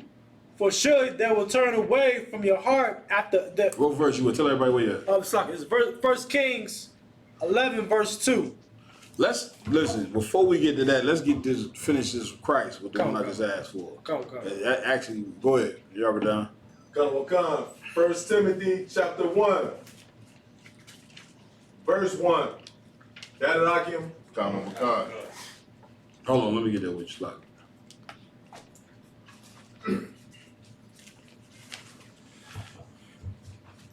Go ahead. Come. 1 Timothy chapter 1 and verse 1. Mm-hmm. Paul, an apostle of Yahushua Mashiach, Mm-hmm. by the commandment of the Most High of our Savior, Mm-hmm. and the Lord Yahushua Mashiach, And the what? the Lord Yahushua Mashiach, Go ahead. which is our hope. Which is what? Which is our hope. Everybody understand. You know what I'm saying? Christ is our hope.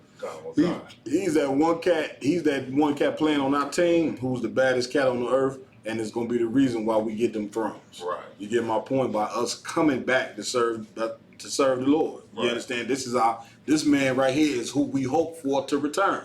It's simple. So what has happened to the tribe of Gad, the tribe of Reuben?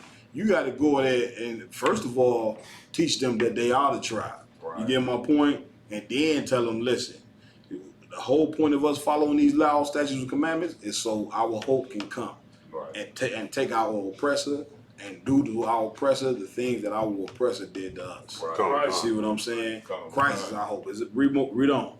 Khan, unto Timothy, Mm-hmm. my own son in faith. My what? My own son in faith. Go ahead.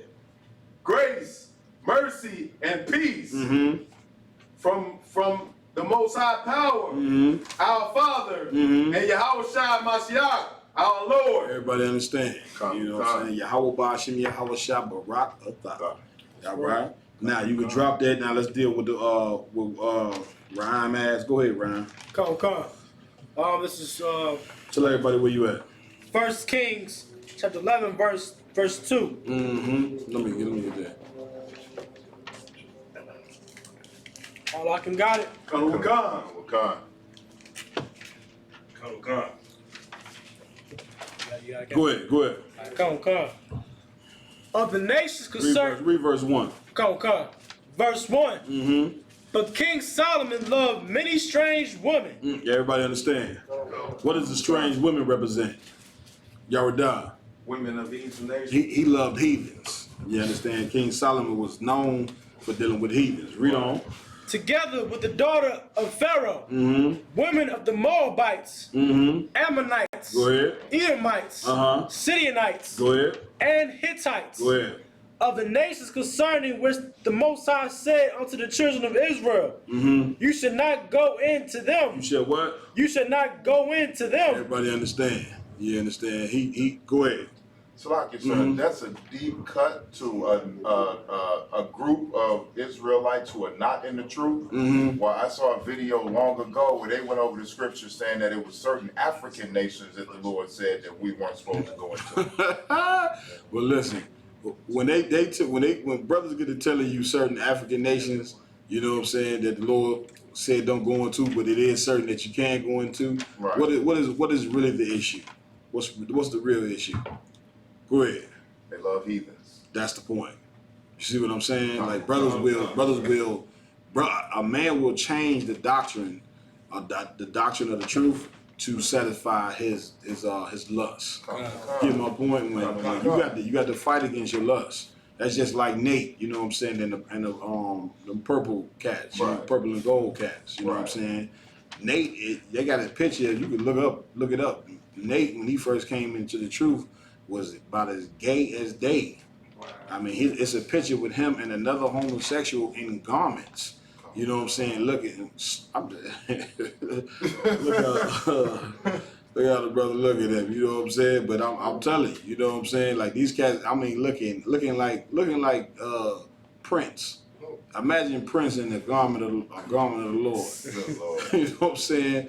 And I said, well, damn, they obviously gay. Right. You get my point? And of course, they came into the school, and the school tried to help them, but it ain't work. You know what I'm saying? He came and learned a few scriptures, or whatever the case may be, left and started that trash that you see in IUIC. Right. You get my point? He did that to satisfy his lust. Now they taking trips over there to what's that African country they go over there and have sex with them children? Is it Ghana? Go ahead, Warrior. Who? Nah, Tanzania. Nah, it ain't Tanzania. Nah, it ain't Tanzania. Go ahead. So last time I checked, it was Ethiopia. Ethiopia. No, it wasn't Ethiopia. It was. It might be Ghana. Yeah, it's one of them. It's one of them African countries. They where you can go over there to Africa and have sex with children. And he was over there talking about he holding camp. He having a camp. Yeah, you having a camp all right. You know what I'm saying? So different cats, man. They, you know what I'm saying. If you got a lust for white women, guess what? What did you do? You go start a camp where you say Israelite group where you say white people it can be accepted in. Right. You know what I'm saying? It ain't about being following the bloodline. These people are spiritual Israelites. You get my point? If you got a lust for white women. So King Solomon was the same way. You know, even though he had all that power, had all that authority, you know what I'm saying? He had 1,000 ribs, you know what I'm saying? He still had a lust for heathen women. Right. You understand? Read on. Ye shall not go into them, neither shall they come in unto you. For surely they will turn away your heart after their gods. For they what? For surely they will turn away your heart after their gods. Go ahead. Solomon clave unto these in love. He what? Solomon clave unto these in love. Everybody understand. You know what I mean? So much so that the Ethiopians, they tried to, the Ethiopians, they try to join themselves and say that they the chosen people, that they the Jews, because Queen Sheba came to visit King Solomon, and supposedly he had sex with her, but there's no records of that. Right. You know what I'm saying? Them Ethiopians is heathens. That's right. Once again, everybody tried to steal your heritage out. You understand? Ethiopians try to Philistine Jews, they call them. You know what I'm saying? They try to steal your heritage. The so-called white Jewish man try to steal your heritage. None of them is the Jews. That's right. You get my point? None of them. You know what I mean? So Ethiopians try to find their way into the covenant by saying that Solomon, you know what I'm saying, had children with Queen Sheba. But there's no record of that. Even so, the cat Haile Selassie, the Ethiopian cat over there, they tried to say he was a son of Solomon. Right. You know what I'm saying? Even to the point out that they try to say this cat that just passed come from the lineage of Haile Selassie. Go ahead. Nipsey Hussle. Which he might, you know what I'm saying? Look like him. Yeah, he might do come from him, but you know what I'm saying? But once again, that ain't got nothing to do with us. Right. You know what I'm saying? That ain't our people. That's right. Now, is it wise to go to camp and bash on Nipsey Hussle? No, it's not. It just ain't why. Israel ain't intelligent enough to pick up on that this cat is not our people. Right. You see what I'm saying? Bring me to the spot about Solomon with the concubines. I was on the cap. Go ahead. Verse 3. And he had 700 wives, princesses. And he had what? He had 700 wives, princesses. So that'll tell you what type of wives was those. Y'all were done. They was Israelites. Israelites. Understand? Read on. And 300 concubines. And what? And 300 concubines. 300 concubines. Read on. And his wives turned away his heart. And his wives what? Turned away his heart. Okay, now what's your question? Okay, it said he had concubines. I thought you get a concubine just by going to war. But King Solomon reigned in peace, meaning that Okay, just because it says King Solomon reigned in peace, does that mean that Israel never had a war when he was ruling? I assume they did. That's the point. You understand? Like Solomon just wasn't. He wasn't King David. Nah, you understand? Mm-hmm. King David was, you know what I'm saying, was Mike Tyson. You understand? Solomon, Solomon was a lover. He ain't going. He didn't have to establish the kingdom. You know what I'm saying? So Israel, I check with General Muhammad, but I'm almost positive Israel may had a war. Here they go and they conquer people. You know what I'm saying? And he get wise from those nations that they conquer. Meaning like there's like some type of rebellion going on. Just take this. America, right? America is at peace. Right. But does that mean America don't have small wars with other countries? No, they do. That's the point. You know what I'm saying? When Solomon rolled in peace, it wasn't major wars that Solomon had to fight. You understand? Well, King David had to go to war with everybody in order to establish the kingdom. Even Israel, he had first to establish the kingdom, he had to go to war with the 9 tribes who were saying, we not finna follow you. Right. You understand? King David said, okay, ain't no sweat. Then he went to war with him. You understand? Go ahead. So basically, in the kingdom of heaven, right? Mm-hmm. When it said that no nation shall war with each other, Mm-hmm. does that mean that, like you said earlier, talking about there will be like little battles here and there going on? Right, but it won't be no major wars. You know what I'm saying? It may not be no war. You know what I'm saying? Right. Who knows? You know, the kingdom of heaven ain't here yet, so we can't say. You know what I'm saying? But of course, it ain't gonna be no World War I, World War II. Right. World ain't gonna be with all nations. Ain't none of that. You know what I'm saying? Because we gonna have these nations subdued. You get my point? Like, you know, Christ is gonna be here reigning. So go ahead, Ron. I'm listening to Ron, and he said that the scripture said that it's going to come to a point where we'll beat our weapons into plowshares, and there will be no war no more. I mean, Somebody pull it real fast. You got it. Tell everybody where you at. So you understand about Solomon, right? Yeah, come. Yeah, So basically, you know what I'm saying? saying like little skirmishes going on here and there. Right, but it ain't. He ain't have to go out and like battle. That's the point. Okay. King Solomon, you know what I'm saying, was a lover. Right. His daddy has established the kingdom, and all he had to do was sit up in his mansion or mansions and lay ride. Right. That sounds about right, don't it? Sounds good to me, don't it? So initially, what you doing the same thing right now. All this work you doing is initially for the little bastard that's gonna come out your ride. You know what I'm saying? I'm just being honest with you. You know what I'm saying? You doing all this work, working slaveries, going out on the street corners, calling the oppressors the devil. You know what I'm saying? Getting bottles thrown at you. Niggas want to fight you at camp, this, that, and that. You doing all this for some little crusty nigga that's going to come out your balls. Right. You get my point? I'm being honest with you. You know what I'm saying? You establishing something for which there's nothing wrong with that. You establishing the kingdom for your children. Right. That's how you remember now. The Lord say, the men who serve Christ gonna rule forever.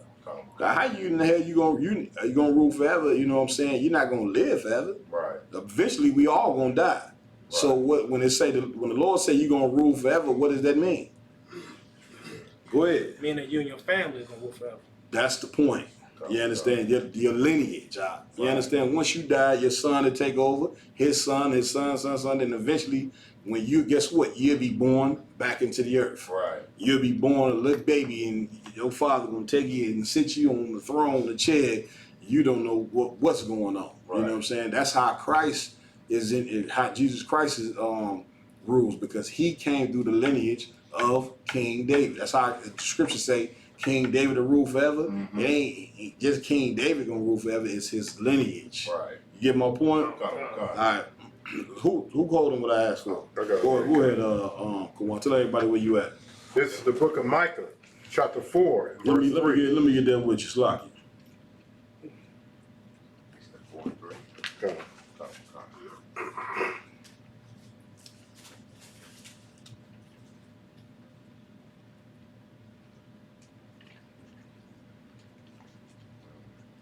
Said Micah.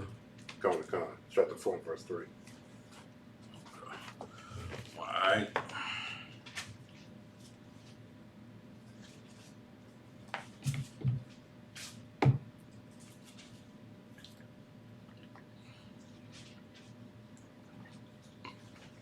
This is the book of Micah, chapter 4 and verse 3. And he shall judge among many people, and rebuke strong nations afar off.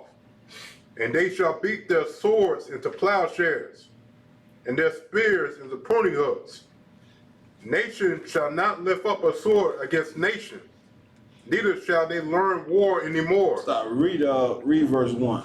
Verse 1. No way we could read this without reading verse 1. Con. Read that. Micah chapter 4, verse See, 1. I ain't gonna get to my damn. I never even get to nothing. Yeah.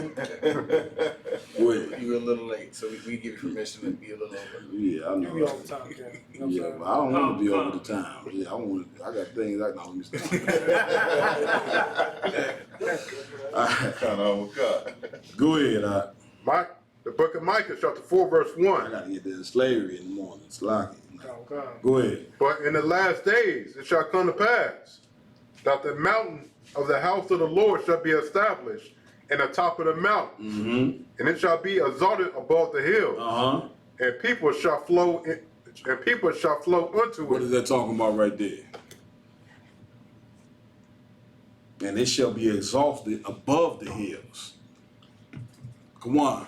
This is talking about like when we are ruling the earth as a nation of Israel. Mm-hmm. It's like this one precept where it says that these other nations is going to cleave unto us. Mm-hmm. As far as for the standpoint, they're going to be coming to us for leadership and resources and whatnot. Okay, how do you know, what does the hills represent? Go ahead. Kingdoms. Right, nations. Precept. Onto this holy mountain. I mean, I forgot, man. Like, so then the precept in chapter 3, verse 12 in Micah. Go ahead.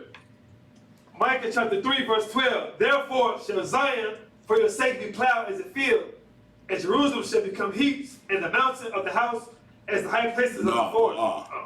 You know what I'm saying?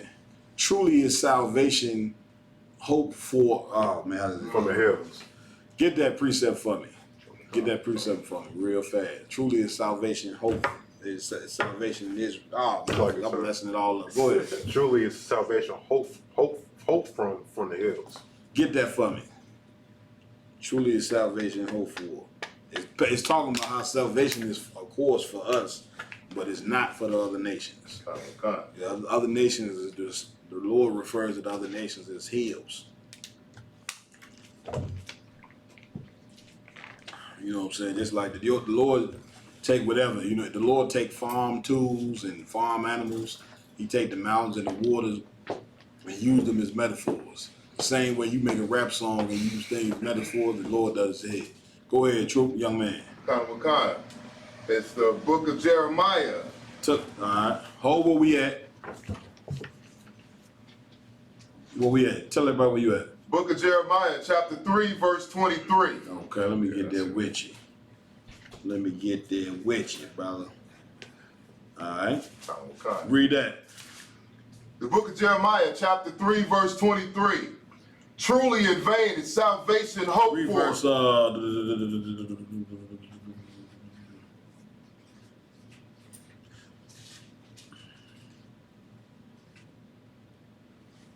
man, there's so much meaning in it. Start at verse 20, so lock it. Verse 20? Yeah.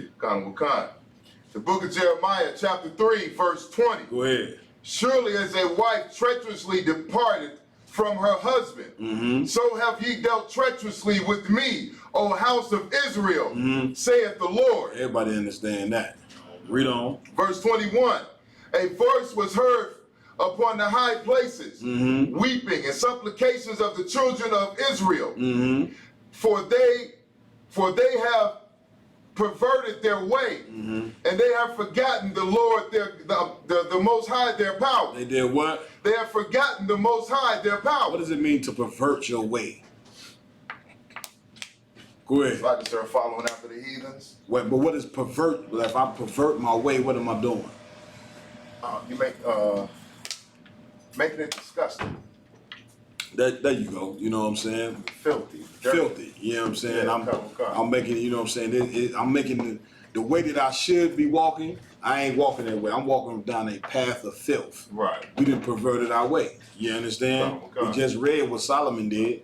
This cat here started dealing with heathen women when that was against the scriptures. Right. So you know if Solomon was doing it, who else was doing it? Everybody. What the scriptures say, for the leaders of this people have caused them to err. Whatever the leadership is doing, the people who you look up to, your leaders, that's what everybody else do. Right. You know what I'm saying? Leaders influence the rest of the people. Right. You get my point? When there's one leader that we supposed to be influenced by now, and that's Jesus Christ. That's right. You see what I'm saying? Christ was hardcore. He kept them laws, statutes, and commandments. He didn't turn to the left. He didn't turn to the right. He was hardcore on them. He got tempted like everybody else. Once again, that's why the scriptures tell you he came in flesh and blood. You know what I'm saying? It behooved him to be like his brother. So don't think that he didn't have the same temptations to do evil like you were going through. You get my point? He done that so he could see what you had to fight. Right. You get my point? But he prevailed. You see what I'm saying? So that's who we supposed to follow. Our people, so when Solomon was on the scene, we lost the kingdom because of King Solomon. Right. You get my point? We're gonna gain it. We're gonna gain the kingdom back from following Christ. Read on. Verse 22. Mm-hmm. Return, ye backsliding children, Mm-hmm. and I will heal your backsliding. Go ahead. Behold, we come unto thee, for thou art the most high our power. For what? Behold, we come unto thee, for thou art the most high our power. Read that again. Behold, we come unto thee, for thou art the most high our power. Right, you can say the Lord right there. Thou art the Lord our God. You understand? That's the point right there. You know what I'm saying? Is we got to turn back. We got to turn back and obey the Lord. Right. You know what I'm saying? Think about it. We've been here in this country for 400-500 years, and we done tried everything under the sun. You know what I'm saying? In order to fix ourselves. That's right. The one thing that we have not followed is actually following what's in the book. All right. You understand? We didn't bust it out here with me. They tell you, oh man, your people died for voting. They use that same excuse. Notice that every time voting come around, it's like it's scripted. You know what I'm saying? Man, you had people die for you to vote. You know what I'm saying? That's like saying, somebody died for me to smoke crack. Imagine somebody said that to you. You know what I'm saying? Like, man, your father died for you to be able to go smoke that crack pipe right there. How does that sound like? That sound idiotic, don't it? Right. You know what I'm saying? Because smoking crack does what? Destroy you. It destroy you. What does voting do for you? Destroy us. You get my point, but you can't. The mind can't put two and two together. That voting is the one thing, is the thing that is destroying us. Right. You know what I'm saying? But what they try to do is don't never let a Christian get you in the box. Oh, battle, man, your forefathers died so you can go vote. And you ain't going to the polls tomorrow. Go ahead, warrior. Like I said, when I had a person tell me that, I said, Christ died for you to follow these all statutes and commandments. Right. Okay. Right. There you go. Ooh, that's a cut. In my hand. You know what I'm saying? And not only that, you could cut them on the fact that especially those stock Christians, I thought we supposed to be following Christ. So why we voting for another man if we supposed to be following Christ? That's right. You mean to tell me the people that we voting for, you mean to tell me Donald Trump, he follow Christ? Right. You know what I'm saying? What you gonna tell me? Bill Clinton follow Christ? Right. When Bill Clinton is the reason why the mass incarceration even happened? Right. Because he changed the laws, the 3 strikes, and then you niggas had the nerve to call him the first nigga president. Right. And this is the man that put more black men in prison than any other president that ever existed. Right. Man, brother, let me tell you something, man. You know what I'm saying? Big up to Commanding General Yohannes. Because, brother, listen, without the truth, we are like sheep led to the slaughter. That's right. Just remember now, the sheep, they so dumb. It's other sheep getting slaughtered in front of them. They see it and they still going. That's why the Lord said you like sheep led, you dumb. Right. You stupid. You can't even see how these devils is wiping you. It should be plain for you to see, but it ain't. You know what I'm saying? To the point where you got to have some strong brothers, man. You got to have some strong brothers that see the evil of this place. Get out there on the streets and tell their people the truth. That's right. Get yourselves a hand. God damn it. Right up out your house while your house shot. You understand? That's right. Go ahead. People say, set a mark on them that sigh and cry. That set a mark on them that sigh and cry for all the atrocities that be done to the people. You know what I'm saying? I'm paraphrasing. All right, but keep reading now. Book of Jeremiah, chapter 3, verse 23. Go ahead.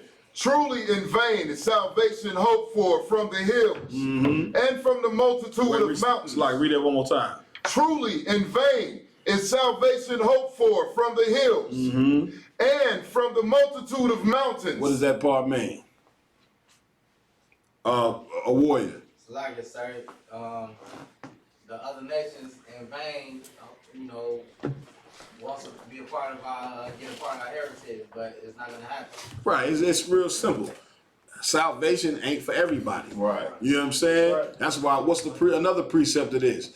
Where Christ told the devil, "Ye worship, ye know not what." God. You don't. For salvation is of the Jews. Right. He told a Greek woman that. She's sitting there thinking she is, the children of Israel, this, that. He said Christ basically checking her like, salvation ain't for you. Right. You know what I'm saying? Salvation is not for the Chinese, man. Right, that's okay? right. The Chinese got their salvation with Genghis Khan. That's right. You know what I'm saying?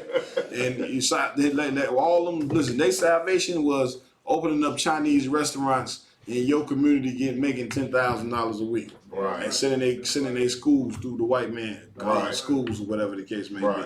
You understand? The Arabs, they got their salvation. They got all that oil over there.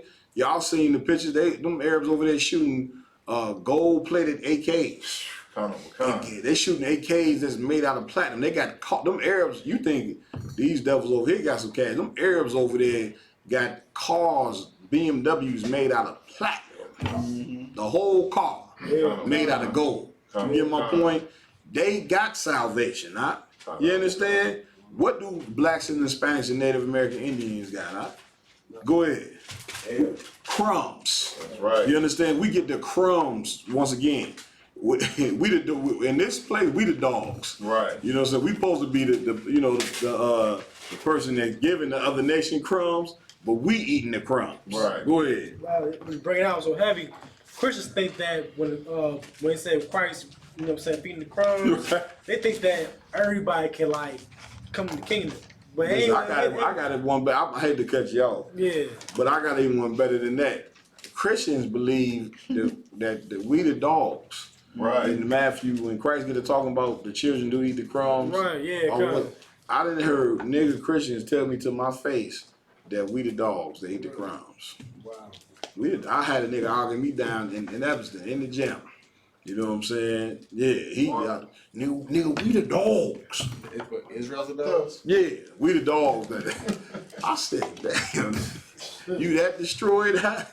Well, they're saying that we the dogs that eat the, come on now. What made me believe, what is they teaching black people in these churches out?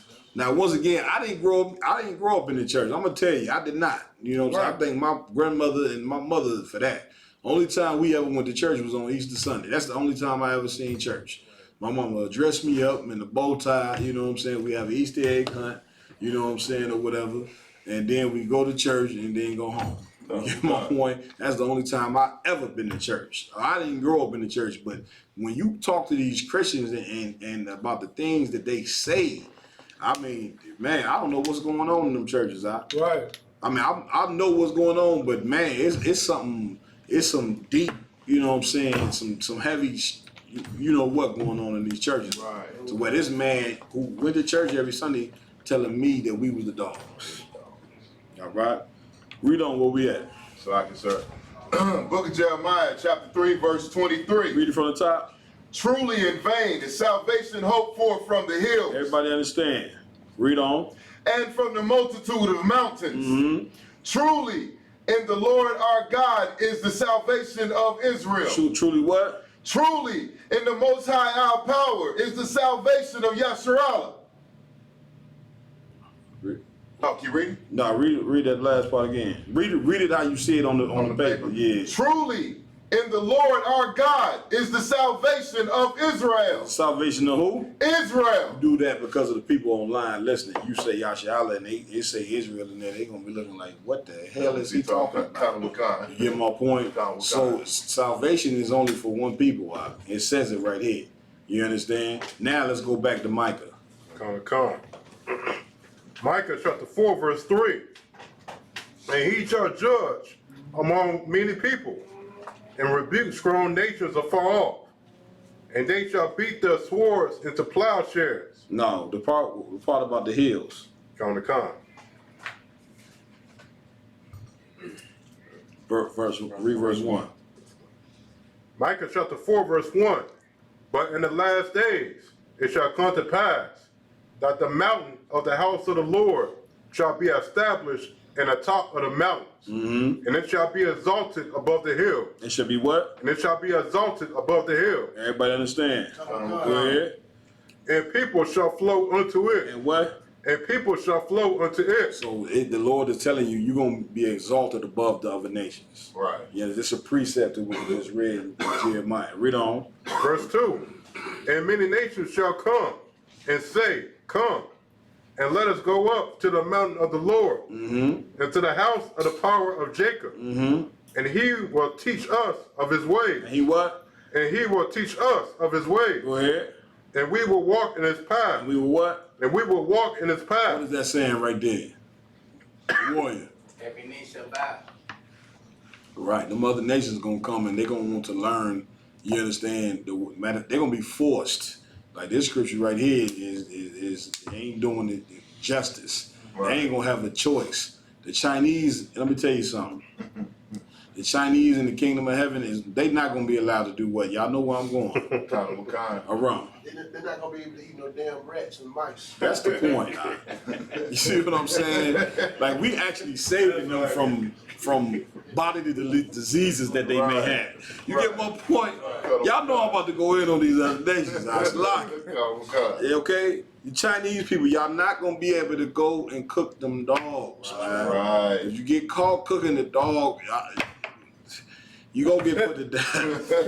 Your head is you cook the dog and you serve it in that restaurant. Go get him. Go get a little Sing Chong. Go get him.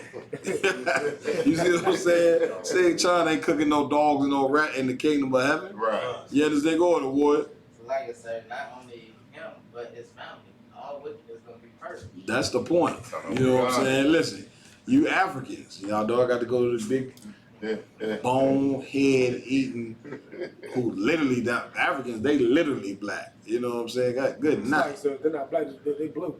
They blue black. They blue black. Africans, let me explain something to you if you listen, because I know you listen. I get a lot of African free requests, so I know y'all in my classes. Okay? You're not gonna be able to cut the clitorises out of these women out. Right. Okay, stop doing that. You're not gonna be able to eat blood and no cannibalism, Africans, okay? We know that's what you're into. Not in the kingdom. You're gonna learn the ways of the Lord. That's right. Same way you in America, what have you learned being in America?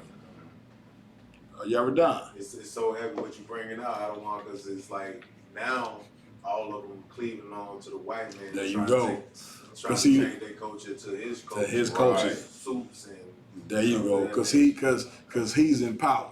You get my point. So everybody now once again, the East Indians and the Chinese, they used to wear robes. Now they walking around with suit and ties on. Right. Because they trying to be like the superpower. They trying to be like America. You know what I'm saying? They trying to be like him. Even in the United Nations, them countries will every now and then, where they look customs. But it's more like, some holiday type joint.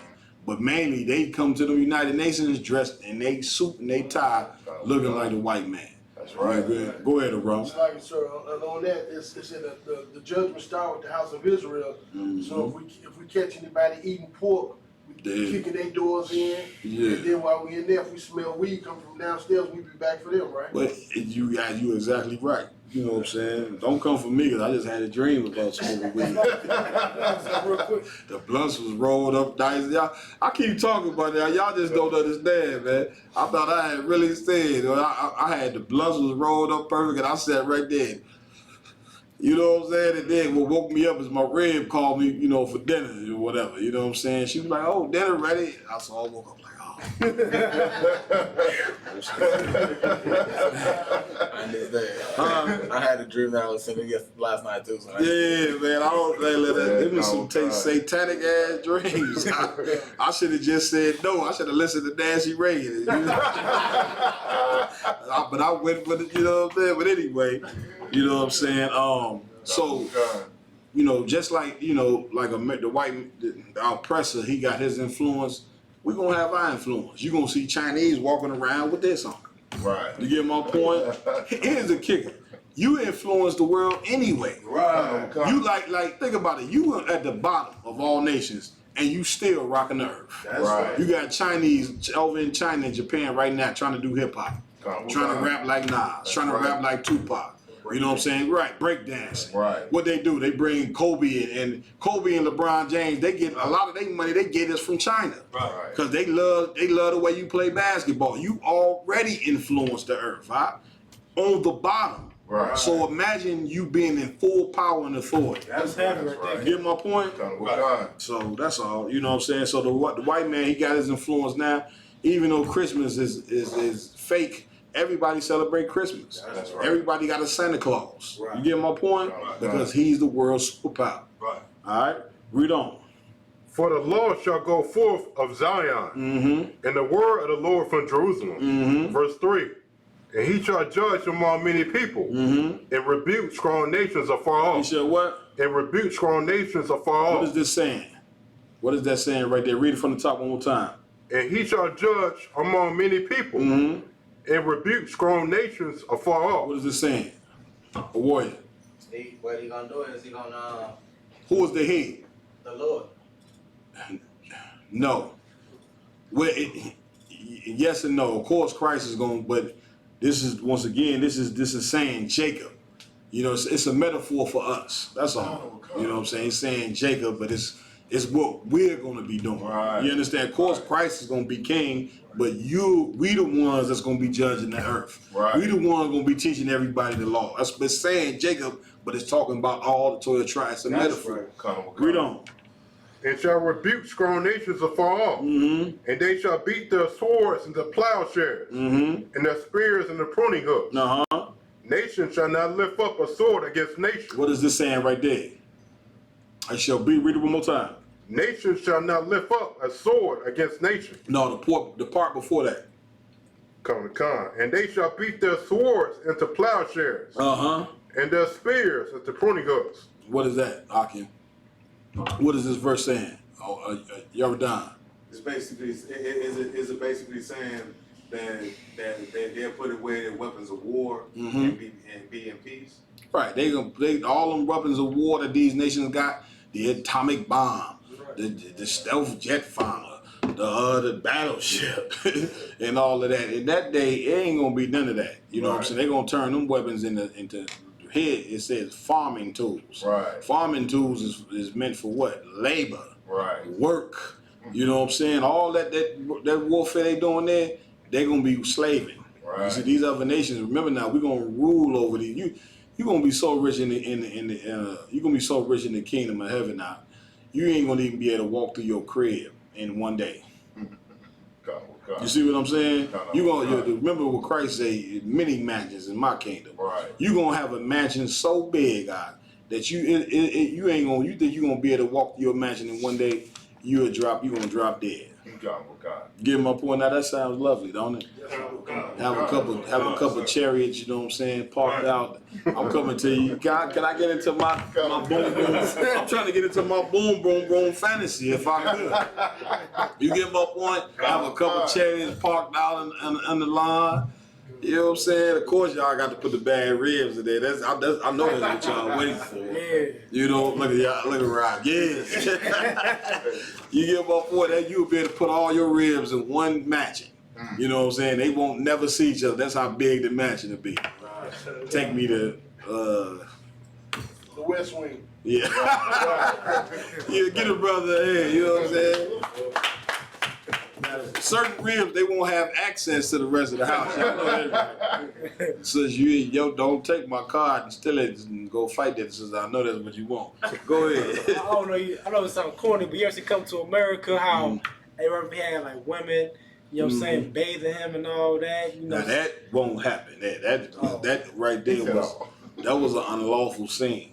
Okay, Yeah, because he had more than one woman. They was down there, you know what I'm saying? I guess. Yeah, because they even said in the movie, he be having sex with his servants. Right. So that right there is, unlawful. Okay, good. Well, it's another scenario. You wake up in the morning, you know what I'm saying? People got a fresh towel on you, wipe your face.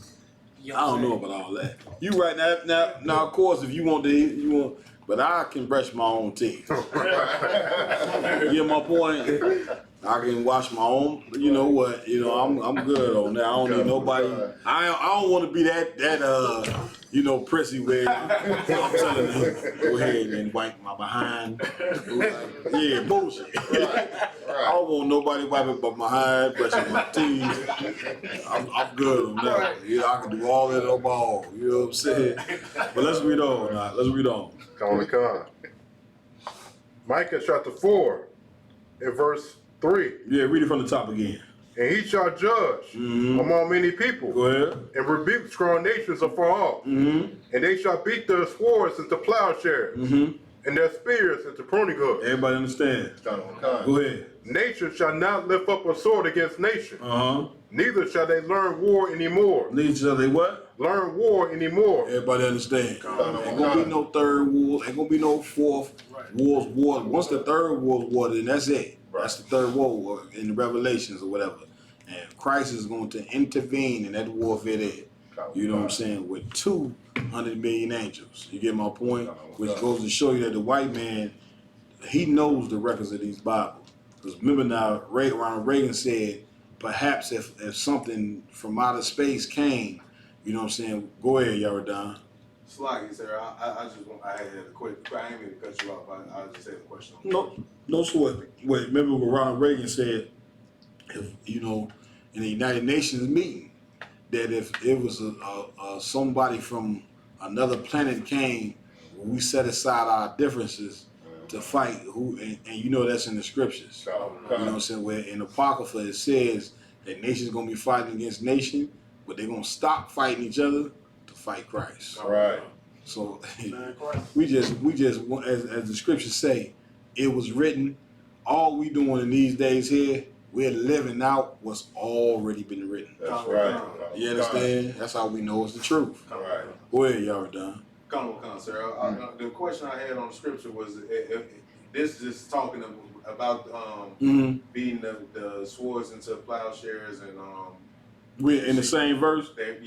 Go ahead. Their spears into pruning hooks. That's just talking about the other nations. That ain't talking about us. Because of course, in order to, what does the scripture say that Christ is going to rule the nations with? Rod is like it, sir. Go ahead. A rod of iron. Get the scripture. We're going to close it out with that. Right. Get that real fast. And Christ, it ain't just saying Christ the only one going to be walking around with a sword. You get my point. Hey, you going to be walking around with a sword. You understand? Sir. Christ is just the one that get all the heat. Christ is the one that get all the credit. You understand? Go ahead, young man. It's the book of Revelations, chapter 19, verse 15. Okay. Read that. And out of his, sir. And out of his mouth goeth a sharp sword, that with it he shall smite the nations, and he shall rule them with a rod of iron. Hold on 1 second, bear with me. Sir.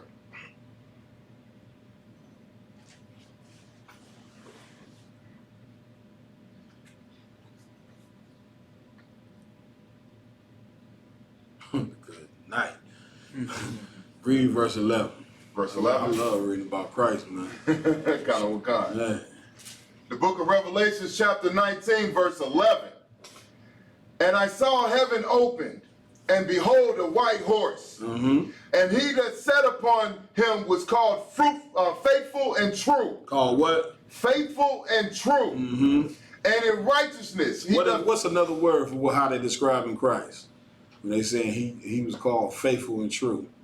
What's another word to describe him? How would you describe, you understand this man? Go ahead. He was a real nigga. Can we give him a hand? Give him a hand. That's exactly what you just said. What was in my mind. Read on. Khan. And in righteousness he doth judge and make war. And the righteousness he do what? Doth judge and make war. Everybody understand. Yeah. So for years, we have not been learning about the real Christ. You understand? Even if you don't, like I didn't grow up in church, but I've heard about what the Christian, it's impossible to not know what the Christian church teaches. Right. So they would have you thinking that Christ was, of course, this devil, this oppressor, this devil looking gay is all outdoors. That's right. You understand? Like, if you got that image in your church, of course the man gonna be gay. Right. Sweet. That's right. You know what I'm saying? So then they teach you that he loved everybody. None of these things is true about Christ. So they say right here, in righteousness doth he judge and make war. That's right. You know? Khan. Verse 12. His eyes were as a flame of fire, Mm-hmm. and on his head were many crowns. Y'all understand? Y'all know about that flame of fire. Drink you enough wine and drink you enough strong drink and go look in that mirror. You know what I'm saying? You're gonna know. I did it this morning. You know, I was sipping last night. I woke up, I get up early for work in the morning, of course, and my eyes was bloodshot red. Like I said, good night. These devils might send me home. Read on. And he had a name written that no man knew. Oh my God. What verse you at? Verse 12. Read verse 12 from the top again. Yeah. Book of Revelation chapter 19, verse 12. Mm-hmm. His eyes were as a flame of fire, Mm-hmm. and on his head were many crowns. And on his head was what? Many crowns. What does that mean? On his head was many crowns. Go ahead. He's king of all nations. Give me more of what them crowns represent. Why he got so many crowns on his head?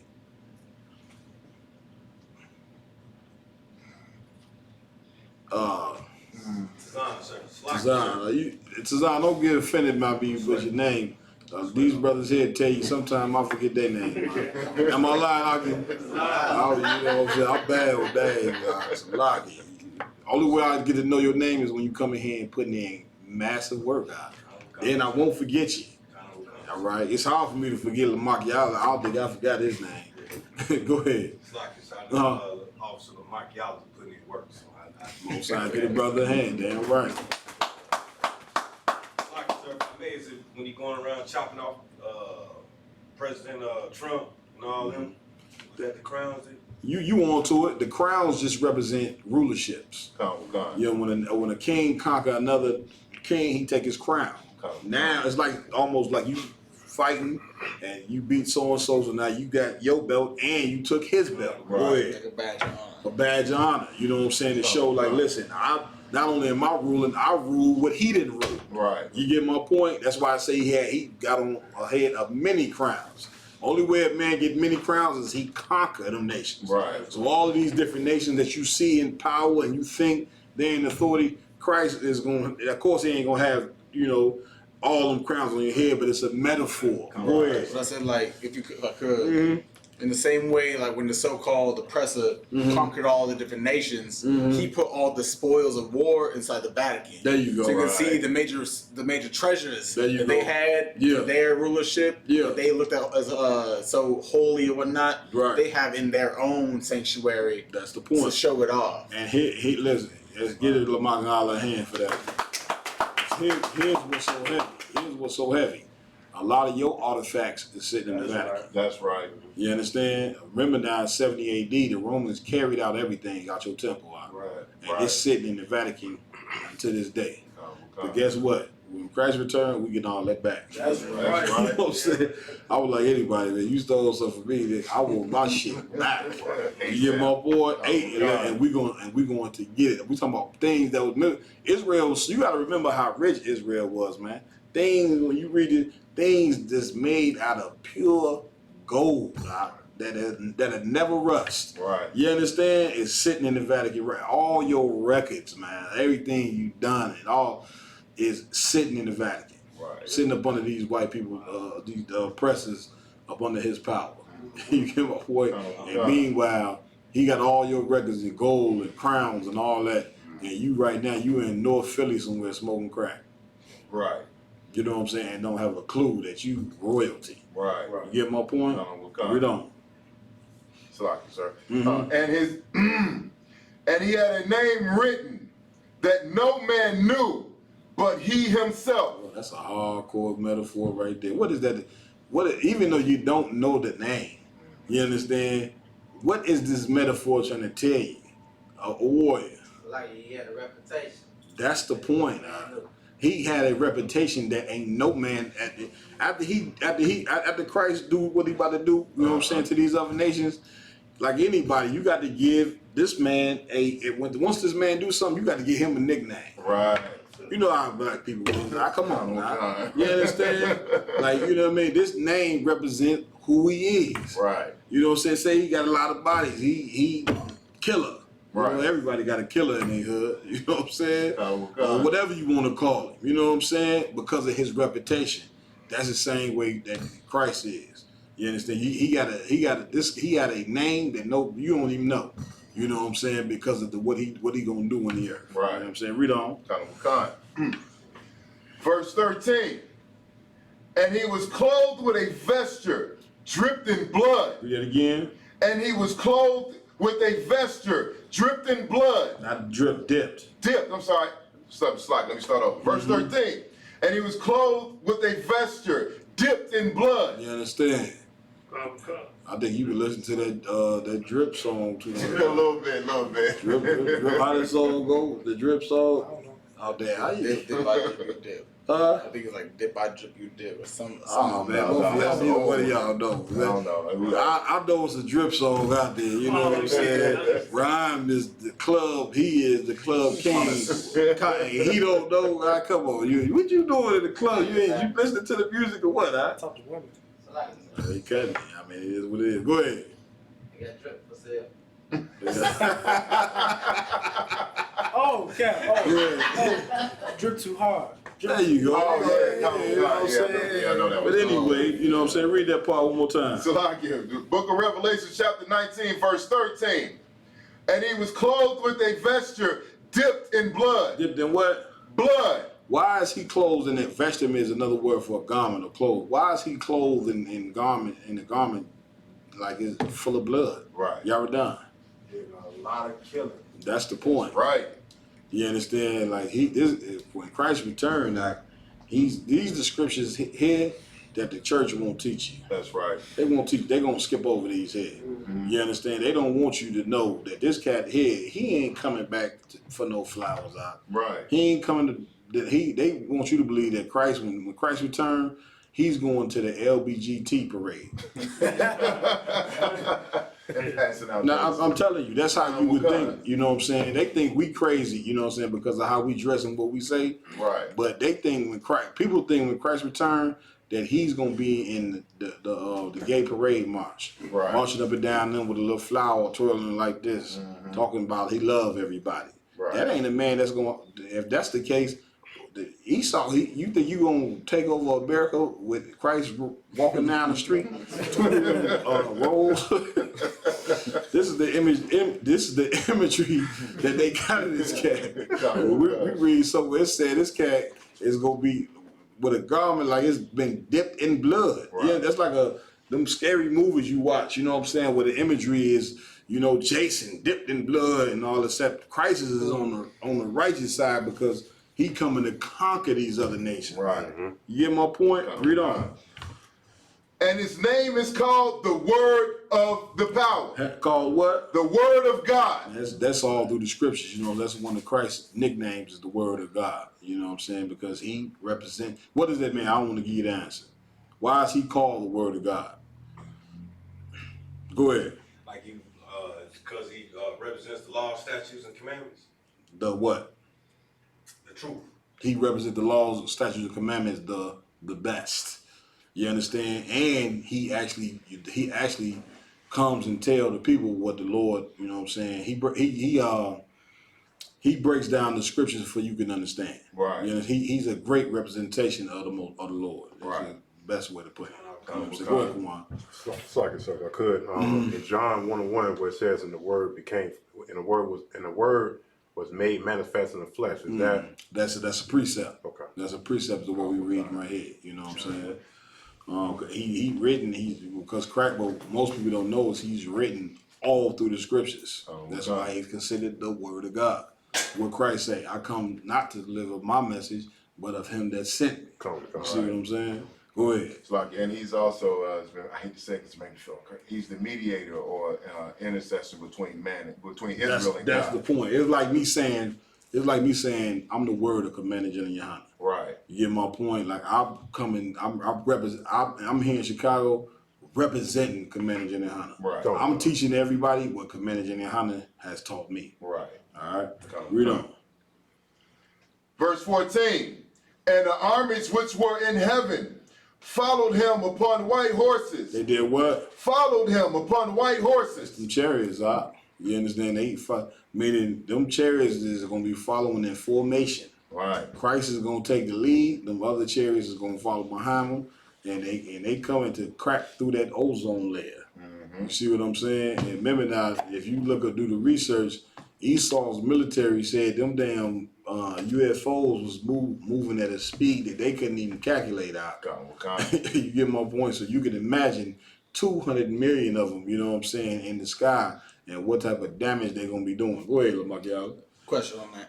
Of course, it's white horses. Either, in my opinion, of course, is it talking about either the color of the clouds, or is it talking about the purity in the midst of That's the point. You know what I'm saying? The white horse represents the purity. You see what I'm saying? That they represent the Lord. Not that every chariot gonna be white. You know what I'm saying? It's a metaphor. Right. All right. Read on. Clothed in fine linen, white and clean. White and what? And clean. Go ahead. Verse 15, and out of his mouth goeth a sharp sword, that with it he should smite the nations. Go ahead. And he shall rule them with a rod of iron. He shall do what? Rule them with a rod of iron. He shall what? Rule them with a rod of iron. This don't sound like no man who coming to twirl no rolls. They get my point. Yeah, you know what a rod is, don't you? And they're saying this rod here is going to be of iron. You get my point? He's coming for rulership. Christ ain't coming to twirl and join the LBT and sit up in the United Nations and say, we are the world like Michael Jackson. Right. Michael Jackson don't represent Christ. MLK didn't represent Christ. Gandhi, none of these cats that you talk about, and that's so much like our oppressor, right? He's so much of the devil that what he does is he take prominent men who talk all that peace and love crap and make them, you know what I'm saying, be somebody that you should look up to. Right. While he does that, he goes about establishing his power by killing everybody. That's right. But then he say, but this is the cat you should follow. See this cat here about peace and love? That's who you should follow. Right. So then in turn, you become, you know what I'm saying, subservient to the oppressor because you saying, well, I got to become like MLK. Right. I got to love the people that's beating my head in. Right. You get my point? I got to love the people that's putting bombs in churches and killing my daughters. Right. That's the way I gain him, is to love him even more. Yeah, that's sickness. You understand? That's a heavy sickness, but once again, the water took a manager in your hand for holding on to the truth. That's right. Water to the seven heads for teaching Commander Jenny Honda. Right. Water, you know what I'm saying, to Abba Bivens, you know what I mean, for getting this thing started. That's you know what I'm right. saying? Now we got a hold of it. You That's get my right. point? And know what I can tell you is don't ever let it go. Come. All right. And with that, I'm gonna pass the class over to Precinct Officer Machiavelli.